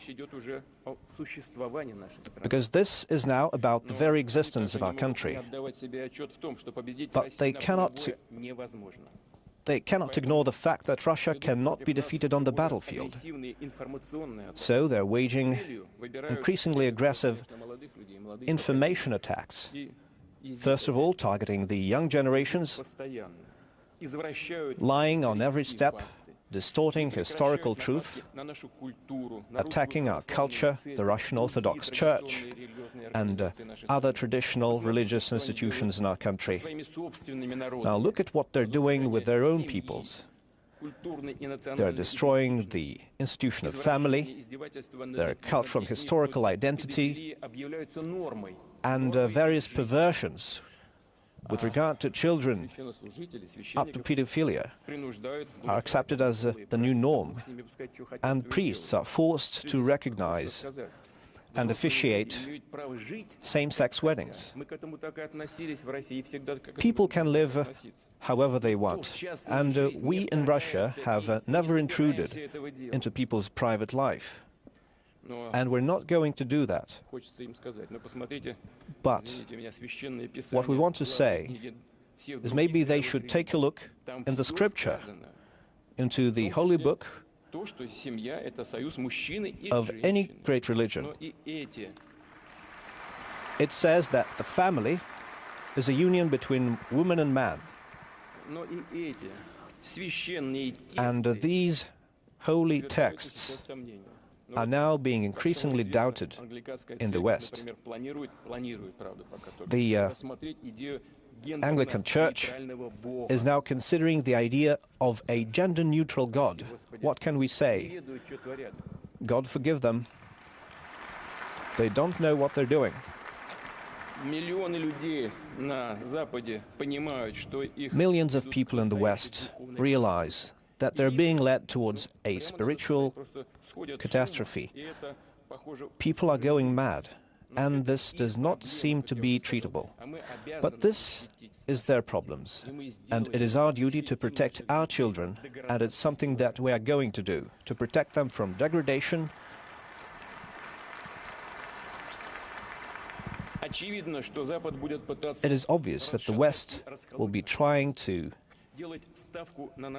shatter our unity and support traitors who despise their native land and who want to have a profit on their country's troubles. Those who choose the path of traitorship, who carry out terrorist attacks against our country, who undermine the security and unity and integrity of our country, are being supported by the Kiev regime, but we're not going to engage in witch hunts. We're not going to exact revenge on those who took the wrong step, who made the wrong choice. What's most important is that Russian people give a moral assessment to those actions, and we're very proud that our multinational people and the majority of Russian citizens have adopted a principled position with regard to the special military operation. They understood what we're doing and they supported our actions in Donbass. This was a true show of patriotism, of the feelings that are historically characteristic of our people. It's something that we see in our history, and it's a way that we see that our fate is the fate of our country. They're one and the same. Friends, I would like to thank all of you and the entire people of Russia, to say thank you to the soldiers and officers in the army, in the navy, in all parts and units of the armed forces, to the volunteers of Donetsk and Lugansk, to those who fight as part of the Bars Army Reserve. And I apologize for not being able to list all of the parts of our society. When I prepared the speech, I had a long list of the heroic units, and then I decided to take it out because, as I've said, it's not possible to name every one of them. So I don't want to leave anybody out. So I bow down before the parents and spouses of those who fight in the special military operation, the doctors and nurses, the sanitary instructors and the railway workers and truck drivers who carry supplies for the front line, for the builders who restore civilian facilities and those working several shifts at defense manufacturing facilities, and those who strive to make our country more secure and more prepared. I want to say thank you to the teachers who take care of the younger generation, especially those who work in the difficult and dangerous conditions near the front lines, and various cultural figures who come to the front line to cheer up our soldiers, the volunteers and journalists, first of all the military correspondents who risk their lives at the front line to tell the world the truth, leaders of Russian traditional religions, and especially military priests whose sermons inspire our soldiers and officers, civil servants and business people, those who carry out their civil and human duty.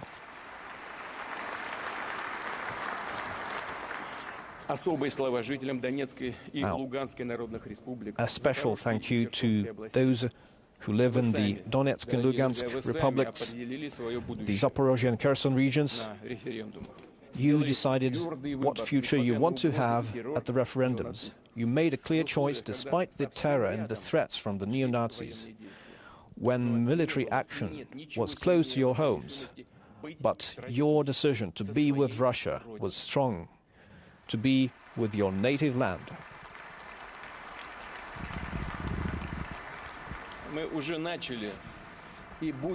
We have already begun, and we will continue.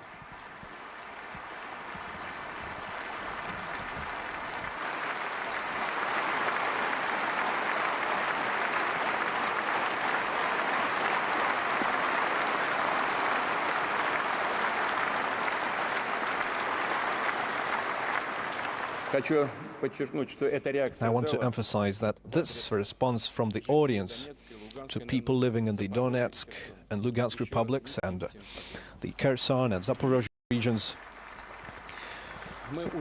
was unprompted. Thank you. So we will continue to scale up programs for providing social support in these new regions of the Russian Federation. We will restore the industries and bring back jobs, ports, the Sea of Azov, and build modern railroads, as we did in Crimea, which now has a reliable land link with the rest of Russia.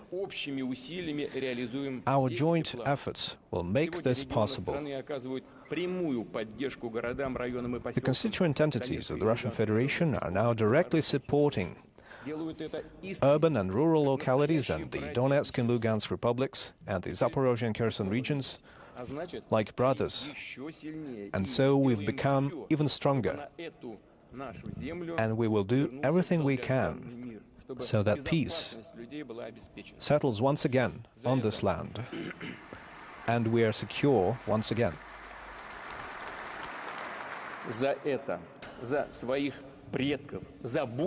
This and our ancestors and the future of our children and grandchildren, restoring historical truth is what our soldiers, our heroes are fighting for today. Friends, I want to pay tribute to those who gave their lives fighting for our country and to the civilians who died at the hands of the neo-Nazi.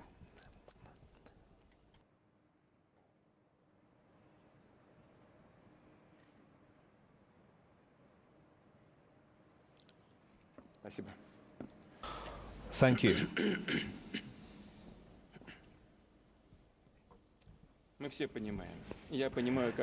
Now, we realize, and I realize, how unbearable it is for the families, the spouses and parents of fallen soldiers, but they made it possible that they grow up heroes, just like during the Second World War, when their ancestors fought against the Nazis. And their spirit and their sacrifice is something that we remember, and it is our duty to support their families and to help their children to get a decent education and a profession. And every such family needs to be in the focus of our state, needs to be cared for, and all its needs need to be met with a prompt response.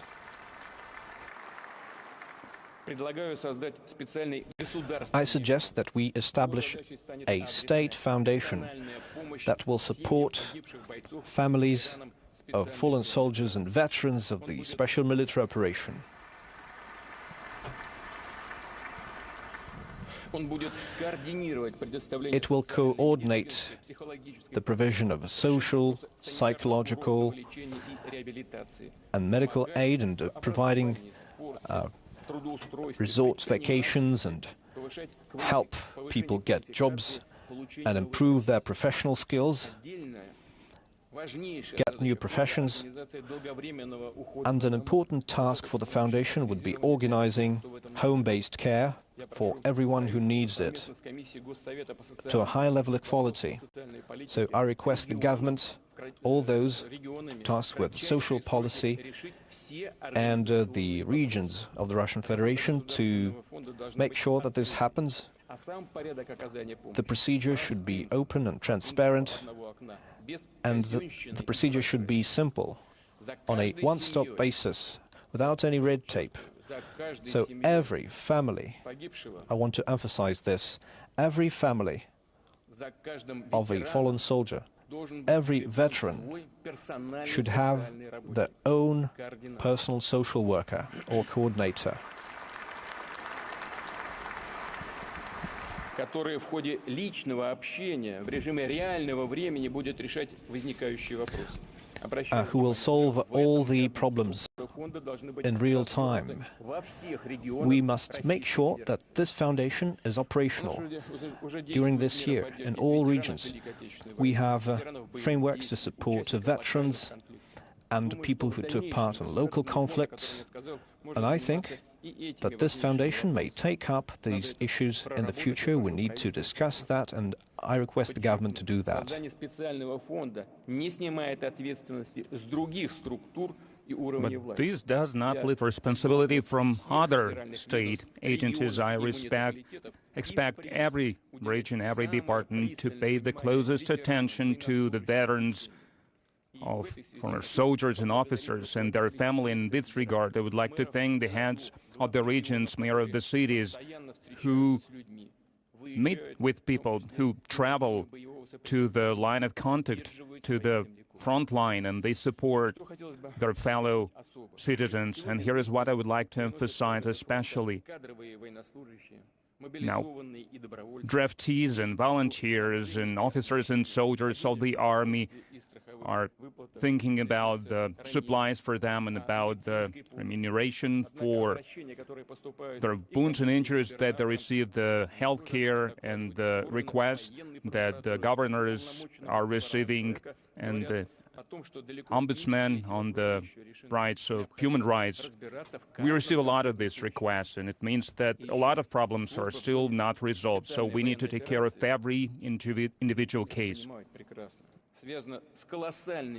And obviously, serving in the zone of special military operation is a heavy burden for everyone involved, and they are taking risk for their lives on a daily basis. So I think for all the military servicemen, for all the participants of the special military operation, including volunteers, they should receive holidays at least once a year, no less than 14 days, and the travel arrangements as well, so that every soldier could visit their families, be around their loved ones.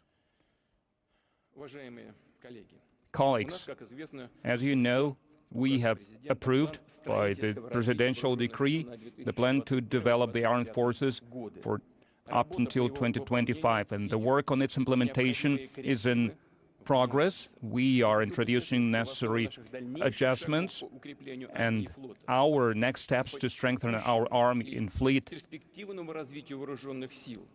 to develop the armed forces now and in the future. It should be underpinned by the military experience we are gaining during the special military operation.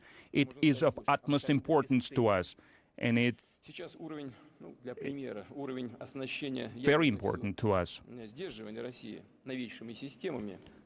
And the nuclear forces of Russia is more than 91% of its state-of-the-art systems. And now we'd like to reiterate, considering the experience that we are getting, we should receive the same high-quality level across all the components of our armed forces.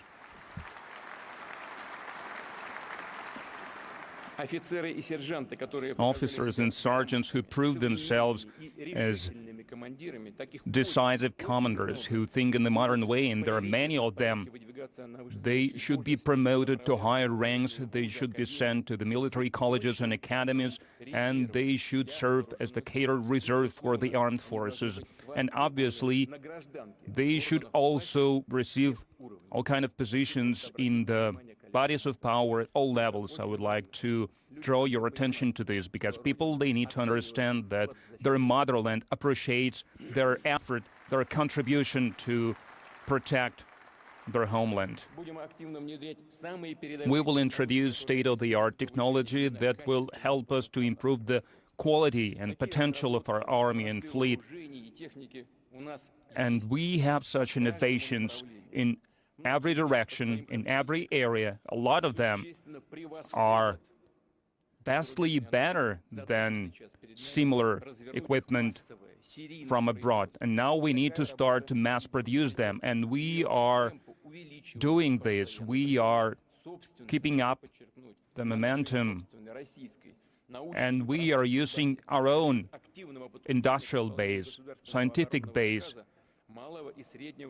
and we're using small-sized, medium-sized enterprises to do this, and industries. We have experienced specialists and more younger people involved in this who are talented, well-qualified, and they want to achieve breakthroughs, and they stay true to the tradition of Russian armors, and they want to do everything so that we could achieve victory. And we will strengthen the guarantees for the workers. It goes for salaries and allowances and social security. I suggest to start special program on the subsidized rent housing for the defense industries, and the rate should be lower than across the market because the larger share of the rent will be paid by the state for such employees. We talked about this with the government, so I instruct to work on all the details of this program and not to delay the construction of such housing as soon as possible. First of all, in the cities that are important for our defense efforts and for our research efforts. Dear colleagues, like I said, the West has unleashed not only military information, but also economic war, but never. It did not achieve anything anywhere, and it will not succeed in its attempts anywhere. Furthermore, those who are imposing those sanctions, they are punishing themselves. They provoke the price growth, job losses, shutdown of enterprises, energy crisis in their countries, and they are telling their citizens, and we hear that, they are saying that Russians are to blame for all of this. What tools they were using against us in this sanction aggression, they were trying to disrupt the ties with the Russian companies, to switch off the financial system from the communication channels, to destroy our economy, to stop us from accessing the import markets, to stop us from receiving income. They were robbing us of our currency reserves. They were attempting to destroy ruble and to provoke destructive inflation. But again, those anti-Russian sanctions are just means, and the goal, as the Western leaders are saying themselves, and I'm quoting them, to make them suffer, to make our people suffer.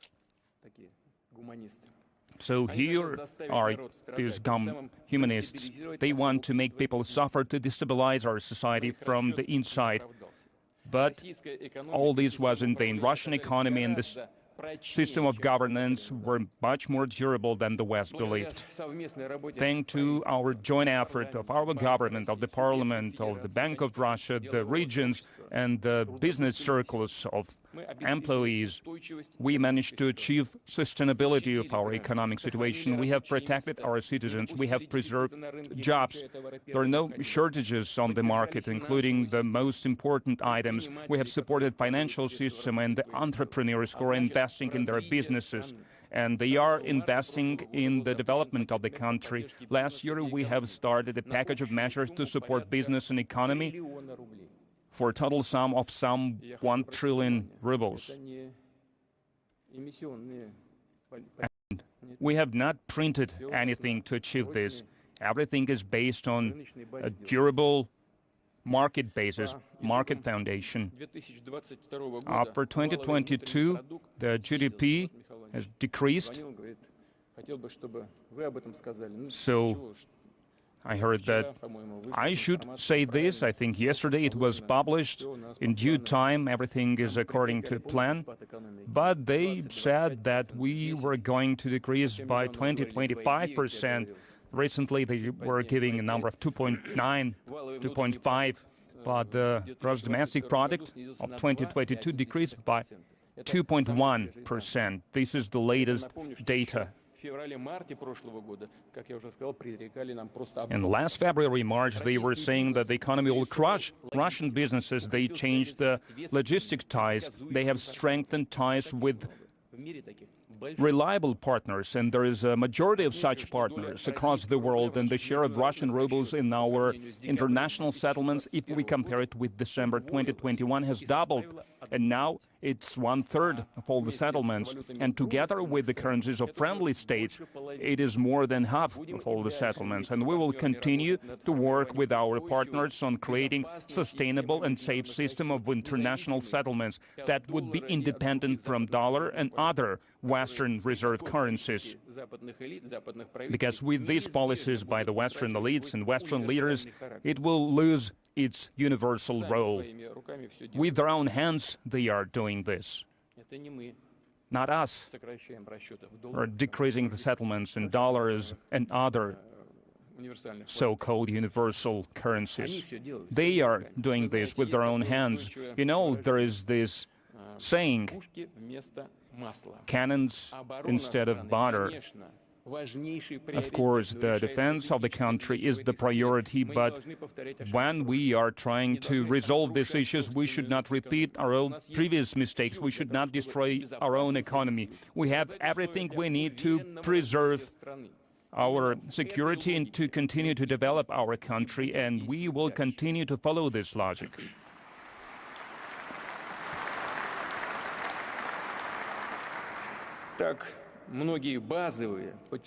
And many basic civilian areas of Russian economy has not increased their output. Housing, for the first time in the modern history of our country, the construction of housing exceeded more than 100 million square meters. As for our farming last year, it doubled its growth. Thank you very much. I would like to bow down to our farmers. Russian farmers has a record harvest, more than 150 tons of grain, more than 100,000 of tons of wheat. Till the end of the 30th June of 2023, we will be able to reach a total export volume of grain to 55 or even 60 million tons. 10, 15 years, it seemed impossible.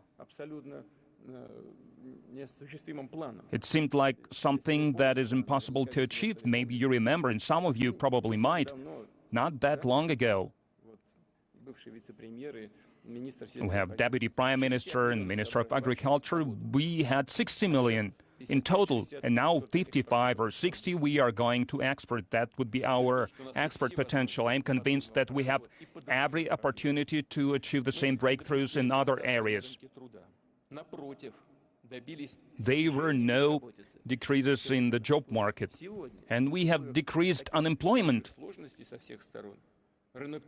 Even against all the difficulties, our employment market has become more comfortable, has become better than it was before. Before the pandemic, we had 4.7%, the unemployment rate. And now it's 3.7, I think. Is it? 3.7. That's the record low number. The economy of Russia has overcome the risks it has. Yes, a lot of them. A lot of those risks were impossible to calculate in advance. We had to react on the fly whenever we faced it, both at the state level and at the businesses level. We were trying to make prompt decisions, and I would like to mention the private initiatives of the medium-sized and small-sized businesses. We should not forget about this. We have evaded too much red tape and regulating the economy to make it more dependent on the state. What's also important, the decrease in the economy was only in the second quarter, and in the third and in the fourth quarter, we have seen the growth. We have reached the new cycle of the economic growth. Per estimates of the experts, of the pundits, its structure is now changing, reaching a new quality level.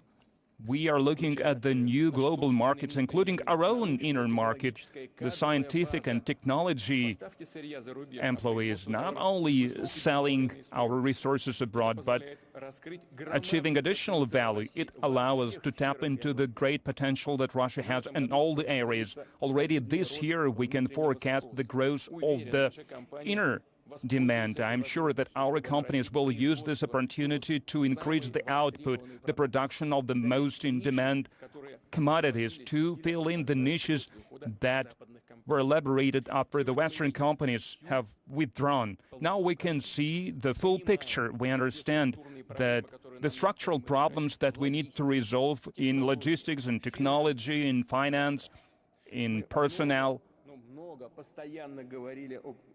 We kept talking about the need to change the structure of our economy over the last years. And now these changes, it's something that we must do.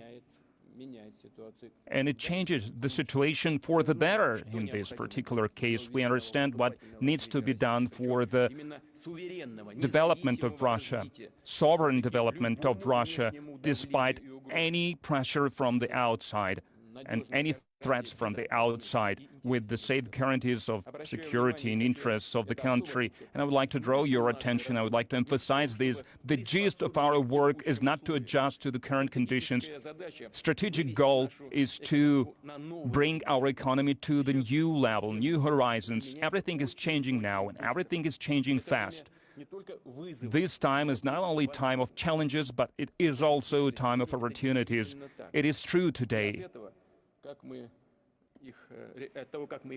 And our future depends on how we will implement it. We should get rid of all the differences, all kind of personal problems that we might have in our state bodies. Everything should be aimed at achieving a goal. Successful launch of Russian companies, small family enterprises, will be a victory to us. New state-of-the-art factories and new roads will be a victory to us. New schools, new kindergartens will be victory for us. New scientific breakthroughs, new innovations and inventions will be a victory. It's something that everyone can contribute to achieve our own common goal.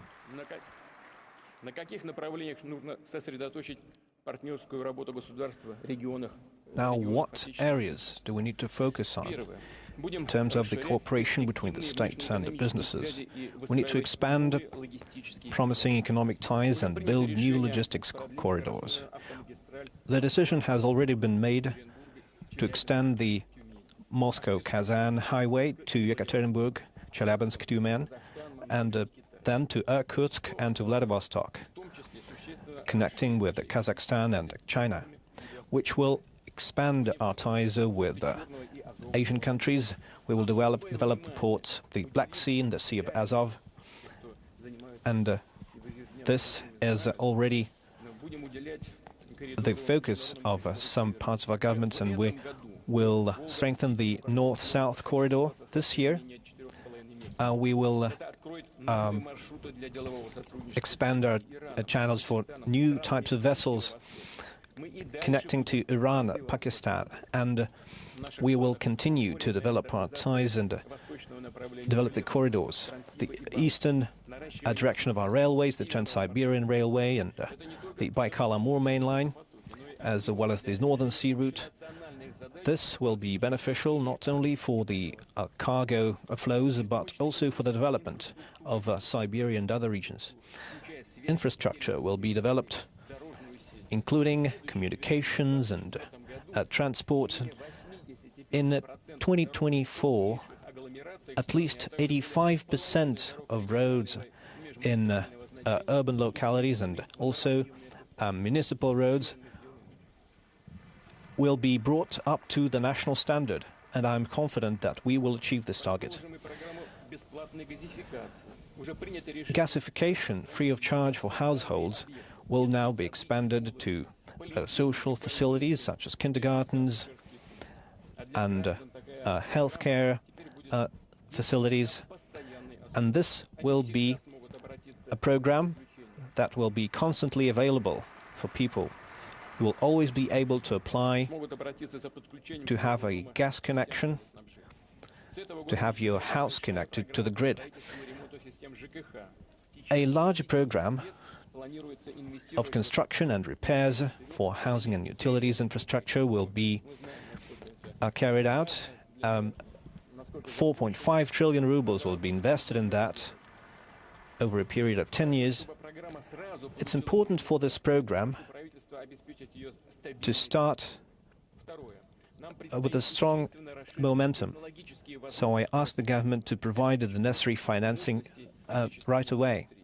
We need to strengthen our industry, so we have the industrial mortgage instrument. Subsidized loans will be available for buying sites to construct manufacturing facilities and also to modernize existing facilities. And this will be a great contribution. These loans will be up to 500 million rubles, and the rates will be 3 to 5%, and they will be provided for a term up to 7 years. I think that is truly a great start. Starting this year, we'll be reducing fiscal and administrative burdens for resident companies and industrial clusters, and they will receive subsidies from the state and long-term state procurement contracts. By 2030, we will ensure 10 trillions worth of projects to be implemented, and we expect that about 2 trillion will be invested in the nearest period. And those are the targets that we have, and I request the government to accelerate the launch of these projects and to provide systemic support measures, including tax benefits, to the companies that need it. I know that our financial ministry and agencies love various benefits and various rules, and I know that they like to invent new rules, but I think this is the case where these new rules might be beneficial. Starting this year, Russian companies will be able to reduce their income tax if they buy modern Russian IT solutions and artificial intelligence products, and this will be considered with a multiplier of 1.5 relative to the actual costs, and I think the tax benefits will be expanded so that people who buy Russian high-tech products can benefit from additional tax reduction mechanisms and use simplified procedures. Next. Yes, that is truly a great solution that will help our economy. An important issue on our economic agenda is finding new sources of investment, and we've talked about that. Russia has a strong payment balance. It does not need to lend any money from other countries, and so we don't have to worry about how to repay our debt. Russian banks are stable and sustainable. They have a good reserve. Last year, loans to corporate entities actually grew. There were many concerns about potential troubles, but we have seen a growth, and it grew by 14%, which is more than in 2021, when there was no military operation. In 2021, it grew by 11.7%, and now we see a growth of 14%.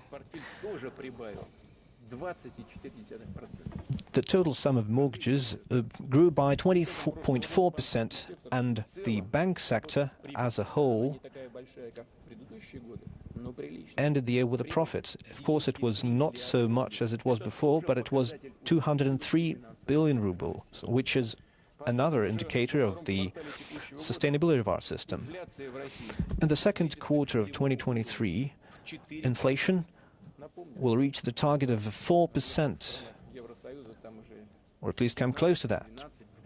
In some countries, we're seeing 17 or 18 or even 20%, and we have 4, well, maybe 5. The central bank and the finance ministry have differing assessments, but we're still getting close to the target. Considering this and the positive dynamics of other macroeconomic indicators, we are shaping our strategy with regard to long-term credit rates, and I think that loans must be more accessible across the country. The long-term savings of people need to be more sustainable, and I request the government to accelerate the introduction of draft laws, to launch a state program in April this year to create better conditions for people to invest and to earn money domestically, and we must secure the people's savings and retirement funds. So we need to ensure effective insurance for people's deposits. I think we have a good program to ensure people's investments, and I think we should have even better conditions for pension funds. We must also protect people's use of longer-term investment tools, and including ensuring against bankruptcy, and additional support is needed to bring in more capital to growing businesses. They must have access to domestic stock exchanges on better terms, and terms should be better both for companies and for buyers of shares. And the freedom of entrepreneurship is a very important aspect. All the attempts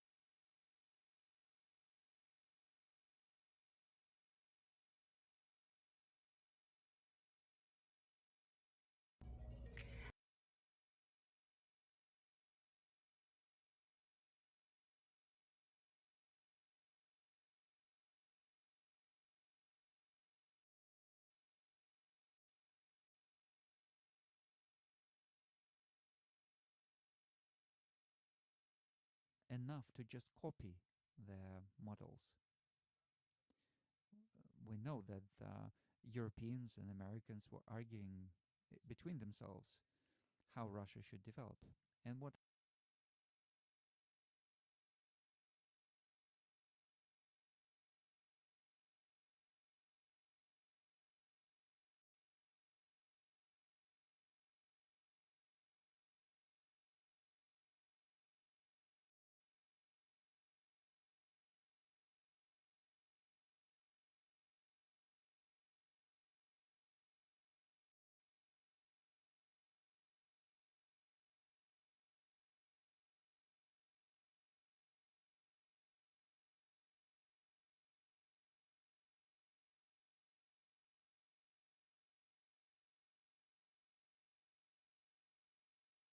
of oil and gas and timber and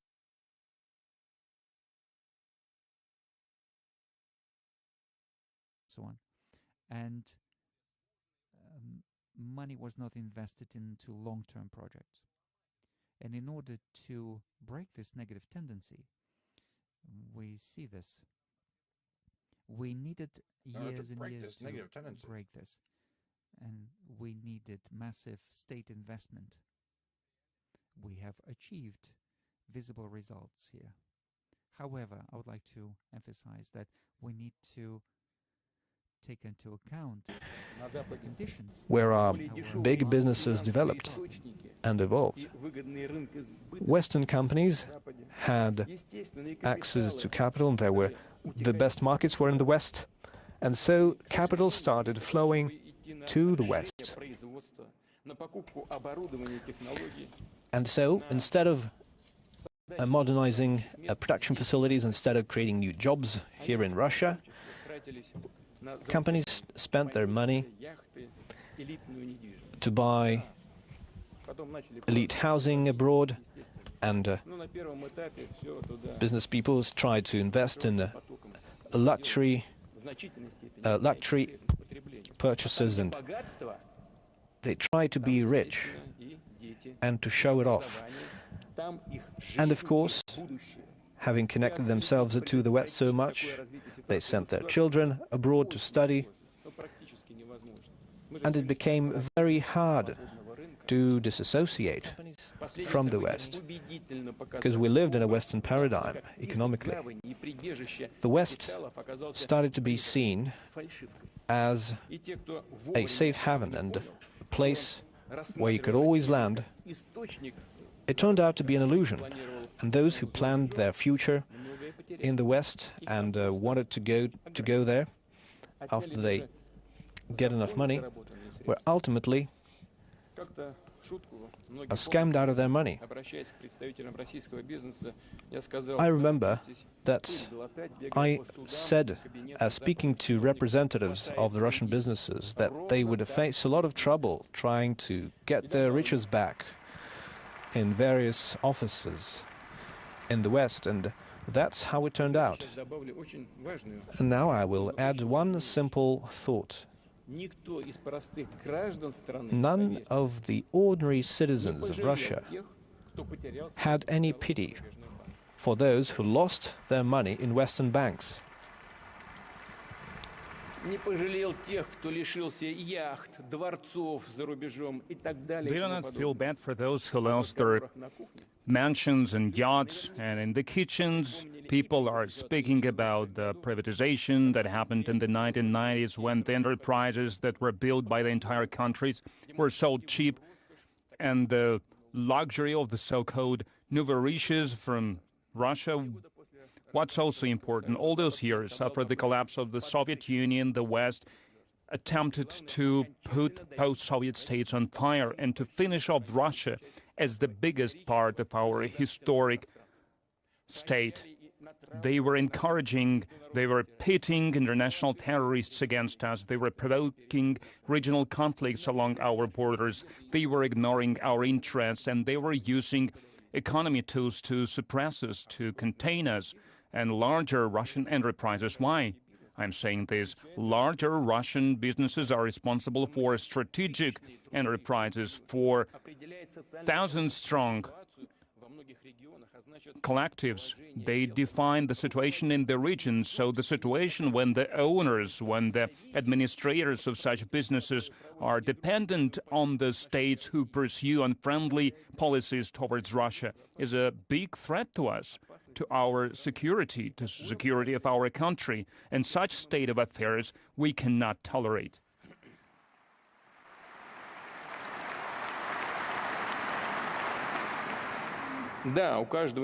Yes, everyone has a choice. Someone wants to live out their days in a arrested mansion with frozen accounts. They will try to look a place in an attractive Western capital or resort or in some other warm place abroad.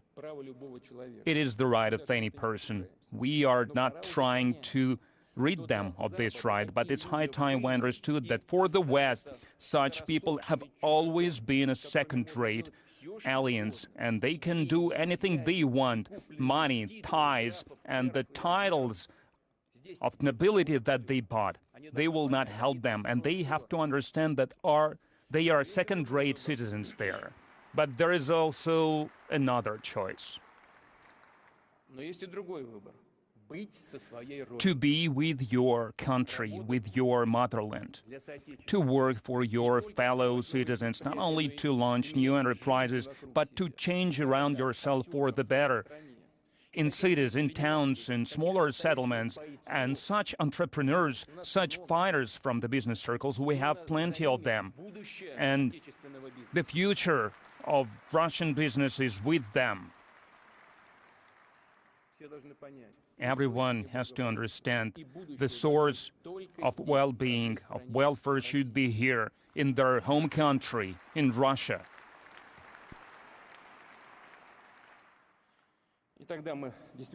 And then we will create durable, independent, self-sufficient economy that will not shut itself from the world, but will use its competitive advantages. Capitals, money that were earned here must be used to develop the country. We have so much potential in developing infrastructure, inner tourism, and other areas in fields of the economy. I would like to be heard by those who faced this aggression from the West. Trying to run around and beg, to humiliate yourself to return your money will not help.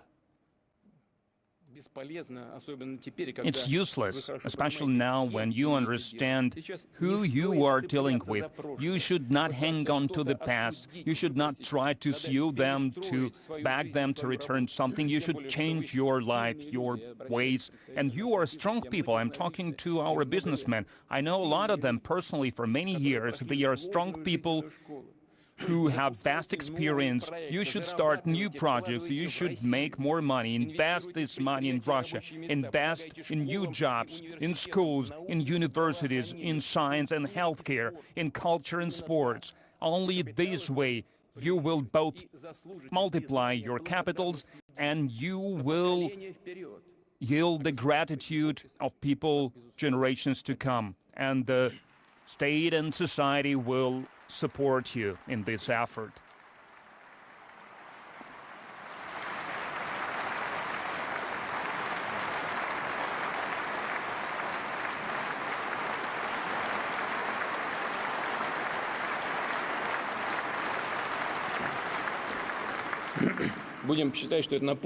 Let's consider that it's an encouragement to our businesses about how they should build their work. Russia is an open country, but it is an independent civilization.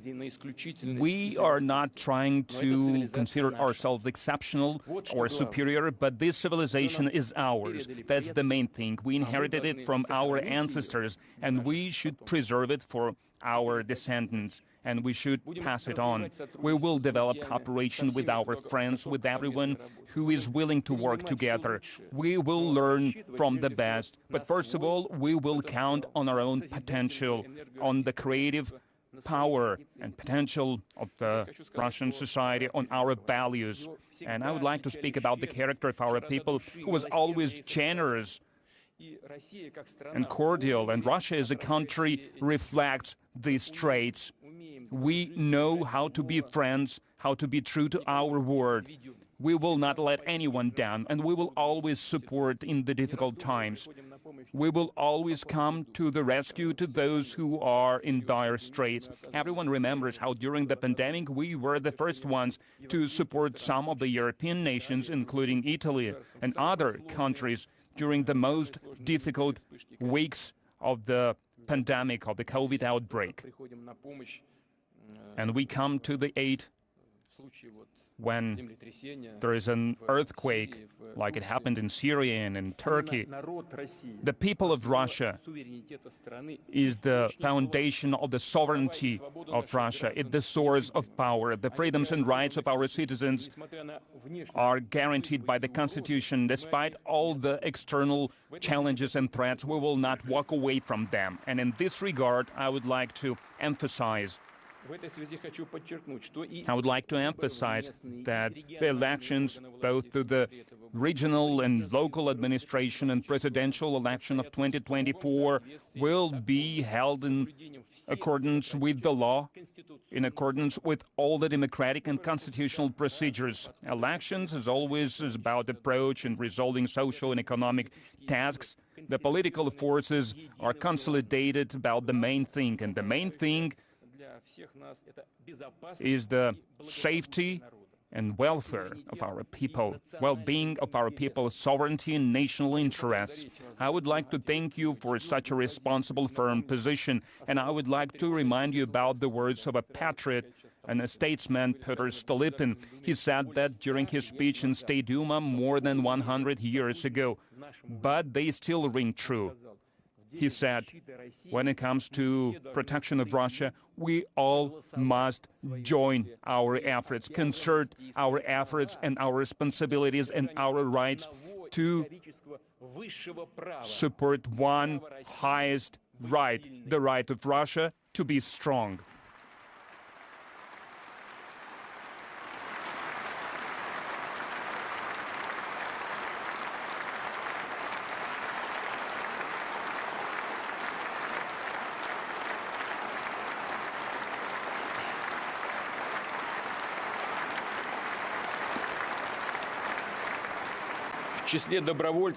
Among the volunteers that are now at the front lines, there are State Duma deputies and from the regional parliaments, representatives from the of various level municipalities, from the cities and districts and rural villages. All the parliamentary parties and movements are contributing to the humanitarian relief for the front line. Once again, thank you for such a patriotic position.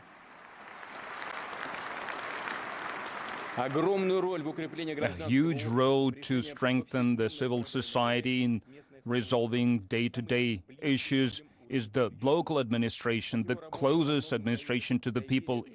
It depends on them how big is the trust to the state and social well-being of the people, and how confident they are about the future of the country. I would like to instruct the administration of the president and the government to come up with suggestions on how we can create tools to support best administration teams and practices in smaller or medium-level municipalities.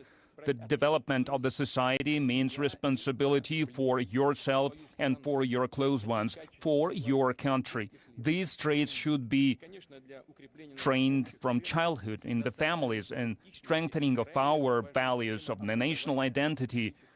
We should do it via strengthening our culture, our education, and our various body and agencies of the state will support all these efforts. Traditional and contemporary art, realism and avant-garde, classic and innovations. It's not about genres, it's not about directions. Art should serve beauty, harmony. Sometimes it should set controversial questions about life, but the main thing, it should not destroy the society, but to bring out the best qualities in a man.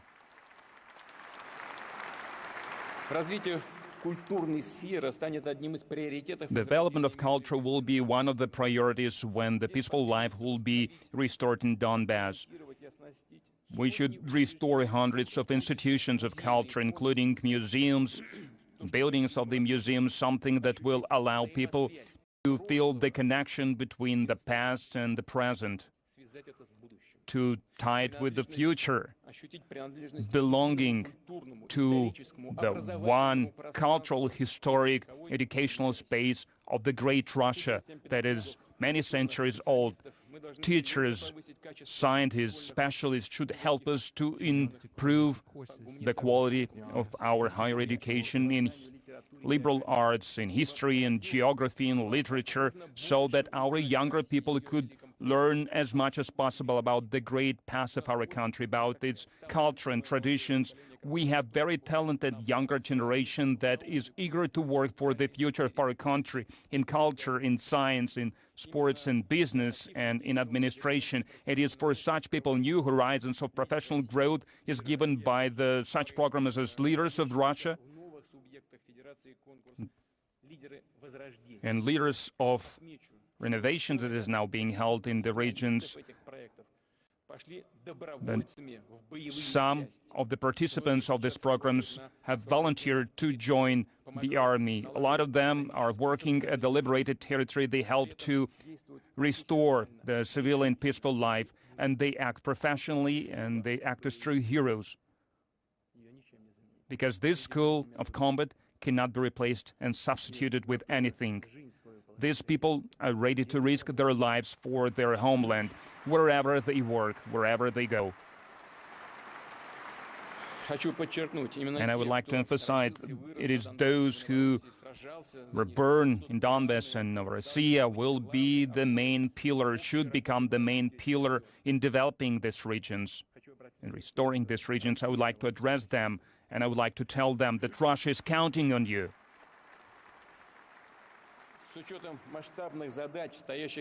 Considering large-scale tasks that our country is facing, we should adjust our approaches to the training, to hiring policy. We have talked about the need to clearly define the priorities, to focus our resources on achieving concrete and principled scientific results. First of all, in those areas where we have good foundation and that are of critical importance for the life in the country, including transport, energy, the community system, healthcare. The new technologies almost always underpinned by fundamental researches. And in this area, like in culture, and like to emphasize this, we should give scientists and researchers more freedom to be creative, because you cannot make everyone think about the results of tomorrow. Science works according to its own laws, and resolving ambitious goals is the strong impetus for the younger people to join the science, the ability to prove yourself as a leader, as the best one in the world. And our research teams, they have a lot to be proud of. Last December, I met young researchers, and one of the questions that they were raising is housing. Well, maybe it's a trivial thing, but it is an important thing nevertheless. We have housing certificates for young scientists last year. Additionally, we have allocated 1 billion rubles for these goals. I instruct the government to find the reserves to expand this program. Over the last year, the prestige and authority of the professional education, vocational education has grown. There is a lot of interest towards this kind of education. Since the unemployment is historically low now, 3.7%, it means that people have jobs. So we need new personnel, we need new people. I think that we should drastically expand the project of the vocational education and to create clusters, and create new educational bases, and for the enterprises to work together with the colleges coming from the needs of the economy. And it is very important to have instructors and teachers who have experience from practice, from enterprises. The goal is for the next 5 years to train some 1 million professionals for electronics, for pharmaceuticals, for agriculture, and for defense industry, for construction, for transport, for nuclear and other areas that are of key importance for safety, security, and to preserve competition level in Russia. And finally, the very important issue of our universities.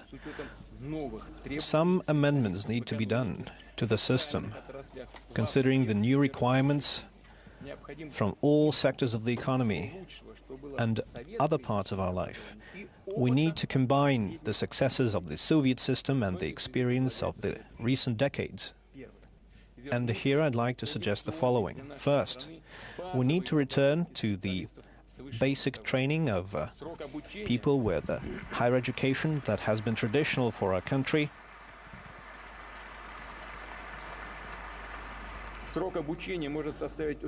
Based on 4 to 6 years of study,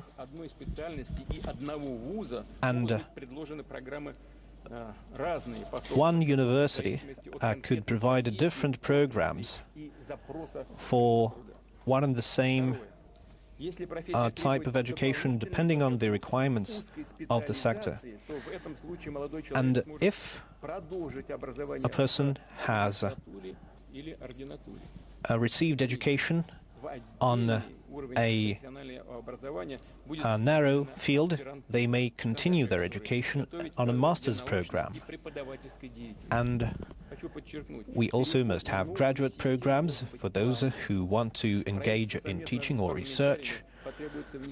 And jointly with the Parliament, we'll need to elaborate amendments to the education and employment law.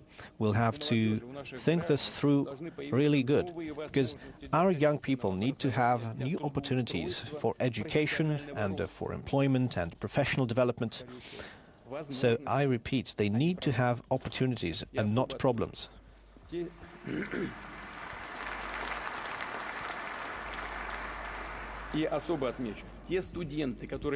And I would like to emphasize that those students who are in university today will continue with the programs that they currently have.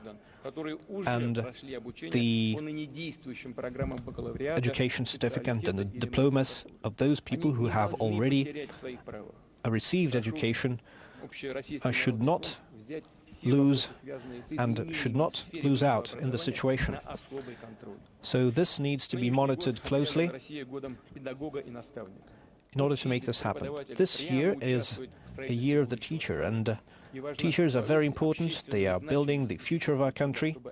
So we need to raise the prestige and the awareness of the role of the teacher in our country, so that parents teach their children that they need to feel grateful and that teachers respect parents and the role of the family. Let's always remember that. I think that support for childhood and the family deserves special mention. Our budget for such support measures has grown several times over. It's one of the fastest growing sections of the national budget. And I would like to thank the Parliament and the government for their consolidated approach to our national priorities.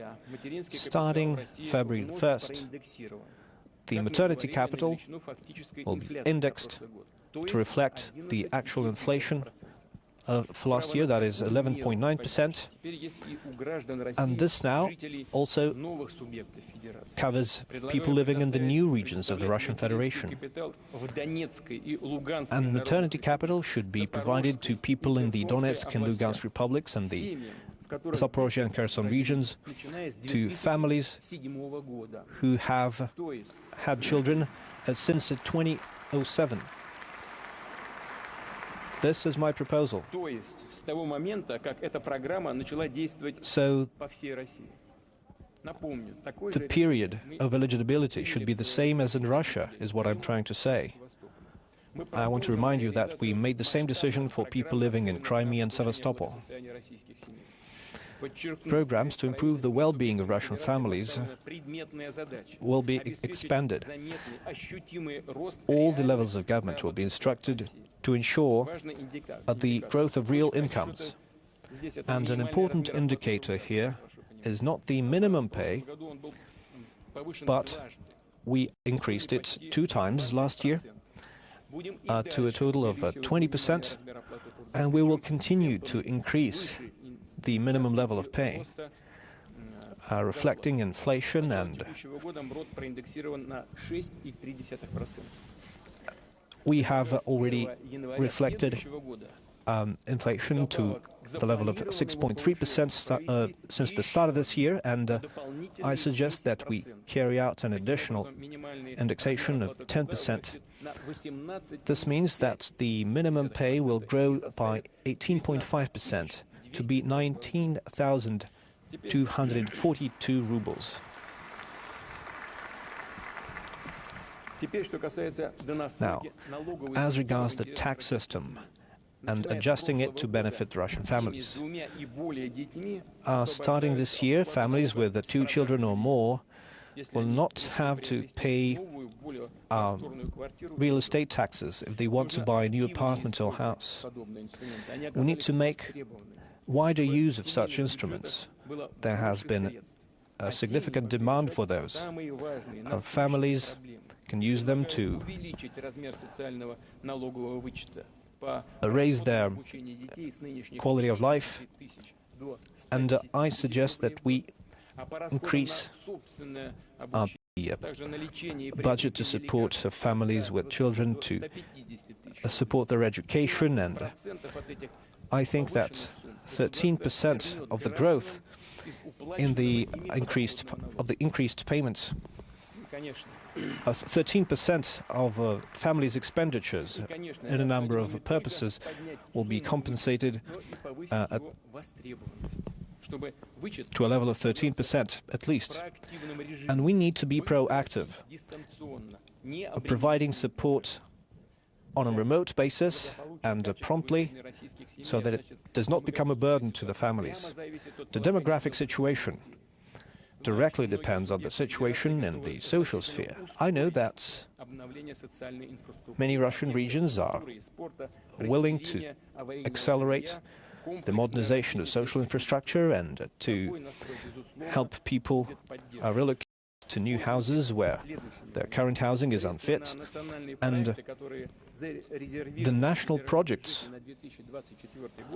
that have been provided for 2024 and the budgets of those projects will be available starting this year. The treasury loans provided will be automatically paid into 2024, and we will monitor this closely, and I suggest that the State Council's Commission on Economics and Finance keeps this in their focus. We need to make sure that the facilities being built today are built to a high level of quality, and the financial resources provided are used efficiently. This includes the modernization of primary healthcare. We launched a program to this effect in 2021, and I asked the heads of regions not to forget about this. We need to provide actual, tangible results. We need to make a difference in the quality of healthcare. And I also instruct the government to adjust the laws necessary to renew the fleets of medical vehicles and provide additional equipment so that checkups can be conducted in remote regions. Schools and other facilities will receive additional repairs and refitting, and most of them will be located in rural areas. This year, a similar work will be carried out in the Donetsk and Lugansk People's Republics and the Kherson and Zaporozhye regions. It's a very significant work, and it's something that we see very well. Starting in 2025, funds to repair schools, kindergartens and colleges will be provided on a systemic basis, so that the situation where buildings are unfit for use do not happen anymore. Now we have the target from 2019 to 2024 to build over 1,300 schools, and 850 of those have already been commissioned.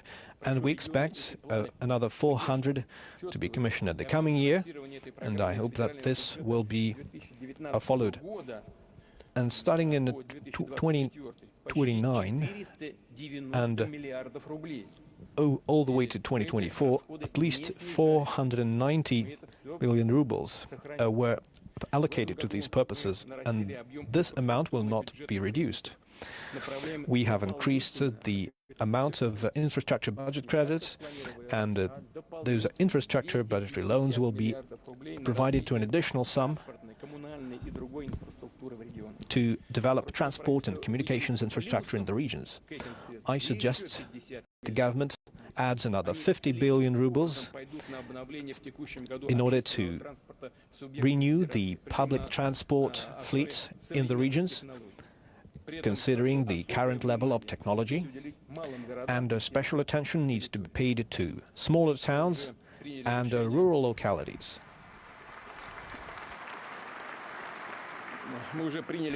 We have already decided to extend the Clean Air project to 2030 in order to improve the environmental situation in industrial cities. So, speaking to the heads of larger industries, I would like to say that the task of improving our environment has not gone anywhere. And we have been reforming our waste recycling industry, aiming to achieve a closed-cycle economy, and we are also working with the legacy facilities and waste collection sites, the dumps that have already been accumulated, and they should be taken care of after the current program is finished. And the programs to protect our water bodies, such as the Lake Baikal, also continue. The rivers of Kama, Irtysh, Terek, Volkhov-Neba, and others will also be taken care of. Our smaller rivers and lakes will also be monitored, and the situation there will be improved. And all levels of government need to be aware of that. We recently discussed the laws on specially protected natural areas with our colleagues. The law should give a clear definition of what can and what cannot be built as part of developing the tourist industry. So I request the State Duma to accelerate the deliberations on this law. Now, a few words about what's happening around us. Colleagues, there is one more thing I want to speak about.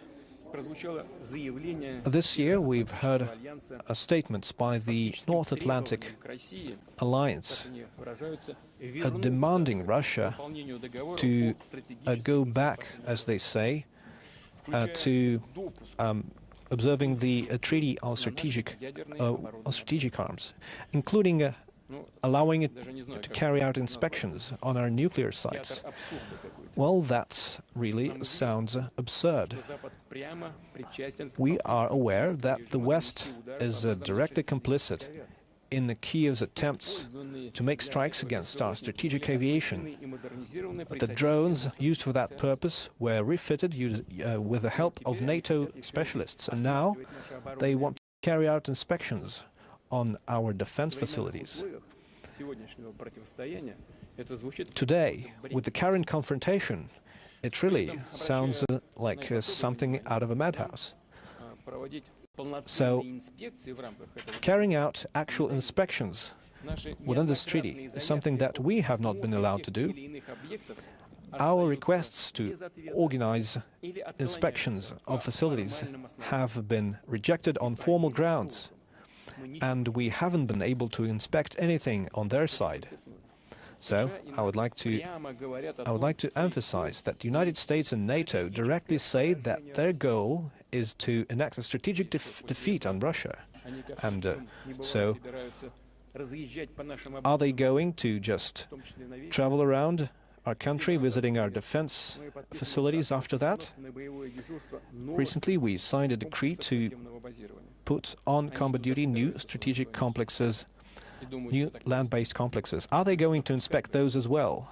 Or do they expect to be let to carry out their inspections there?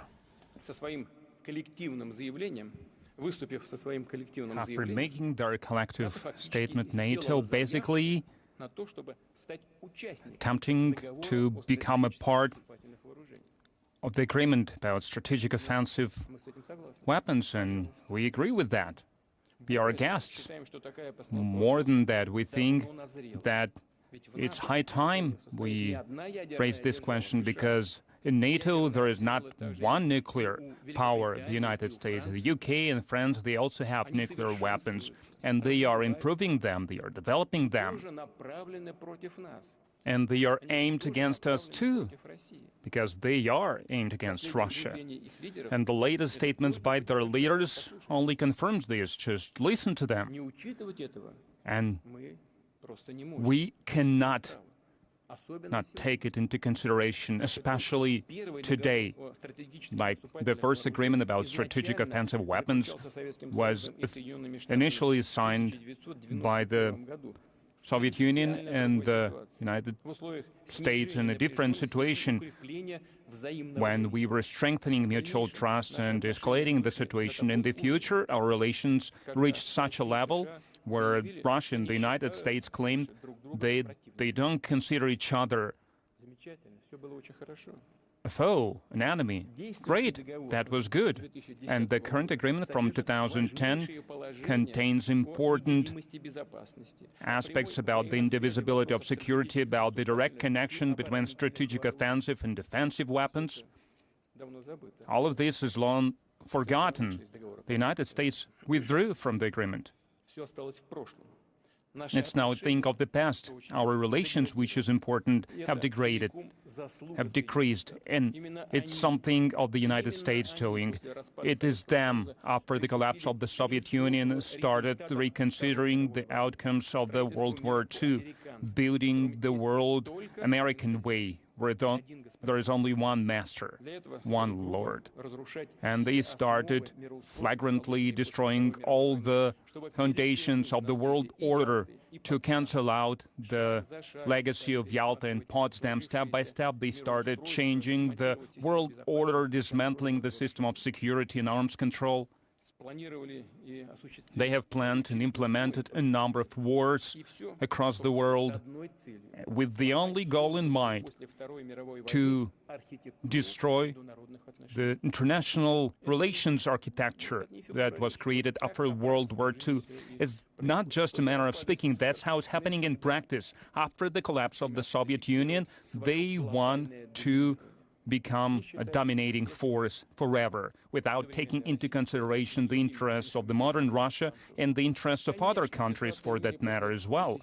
Yes, the situation after 1945 has changed. There are new, quickly growing centers of development and of influence. It is only natural, it's an objective process that cannot be ignored.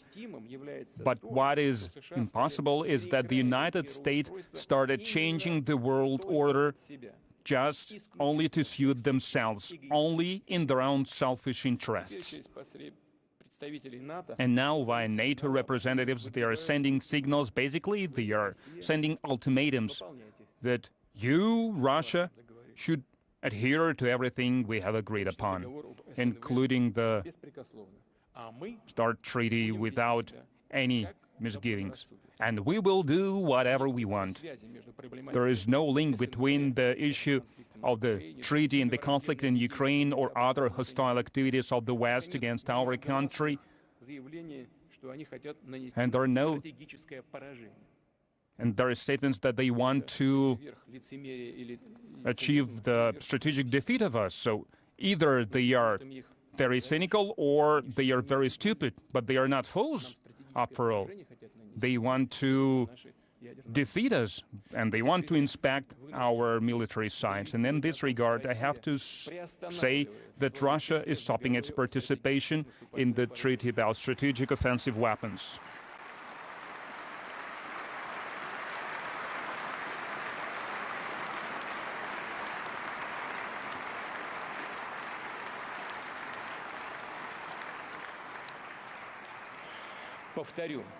I will reiterate once again, it does not, we do not withdraw from the treaty, but we are putting it on hold. But before we go back to discussing this matter, we need to understand first, what do such countries from North Atlantic Alliance as France and the United Kingdom want, and how can we consider their strategic arsenal, which is offensive part of the offensive potential of the alliance.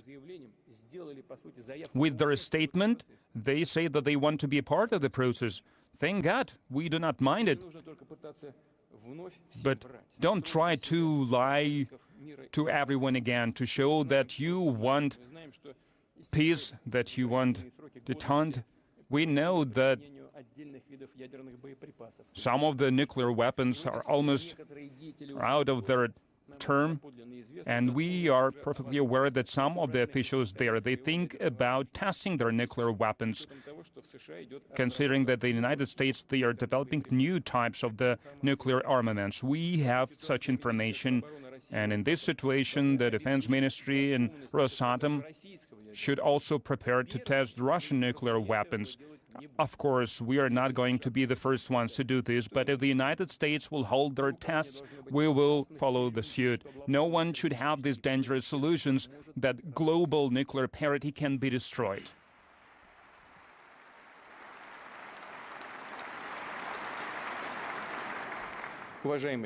Colleagues, citizens of Russia, today we together are going through difficult path, and we are overcoming all the difficulties together as well. It cannot be any other way, because we were raised with examples of our great ancestors, and we should be worthy of their examples. We move forward because we are true to our motherland and to our unity.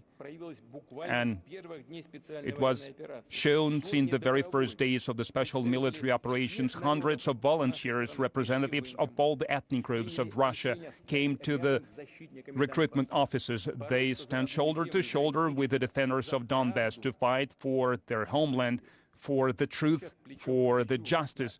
And now, shoulder to shoulder, warriors from all the regions of our multi-ethnic country fighting. They pray in different languages, but all of them pray for victory, for their comrade in arms, and for their motherland.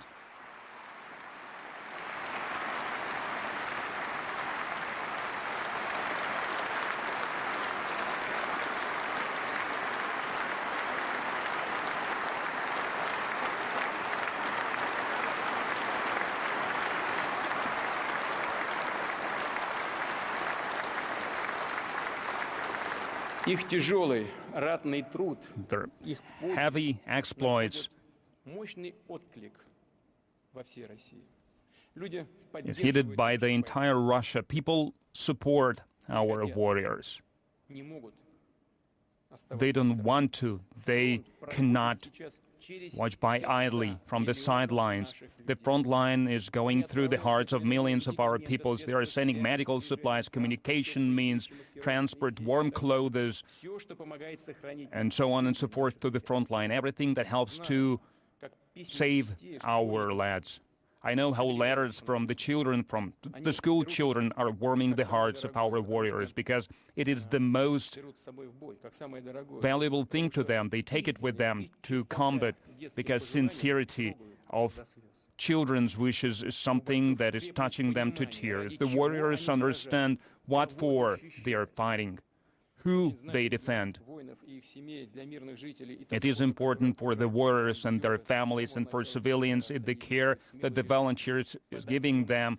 They are also acting courageously under the shelling. They are evacuating children and elderly. They are supplying the conflict zone with water and clothes. They are creating refugee centers. They help in the hospitals and along the line of contact. They are risking their lives to save other people. The United Front has gathered more than 5 billion rubles.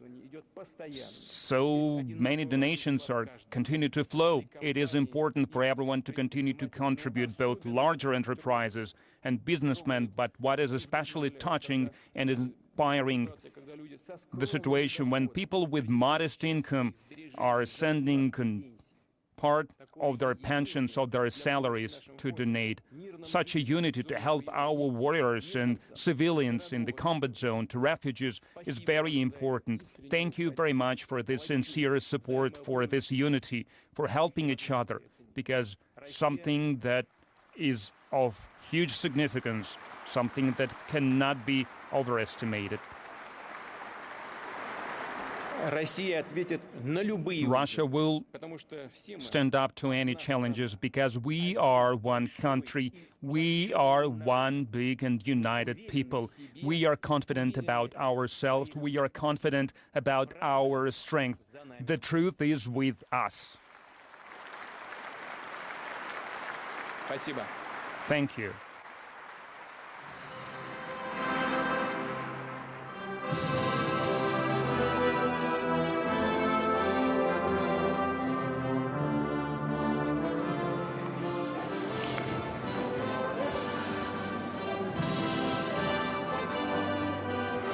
All right, let's wrap up that speech now with Russian President Vladimir Putin. Give you a bit of a summary on what was talked about. We know that he talked about, of course, he talked about the military operation.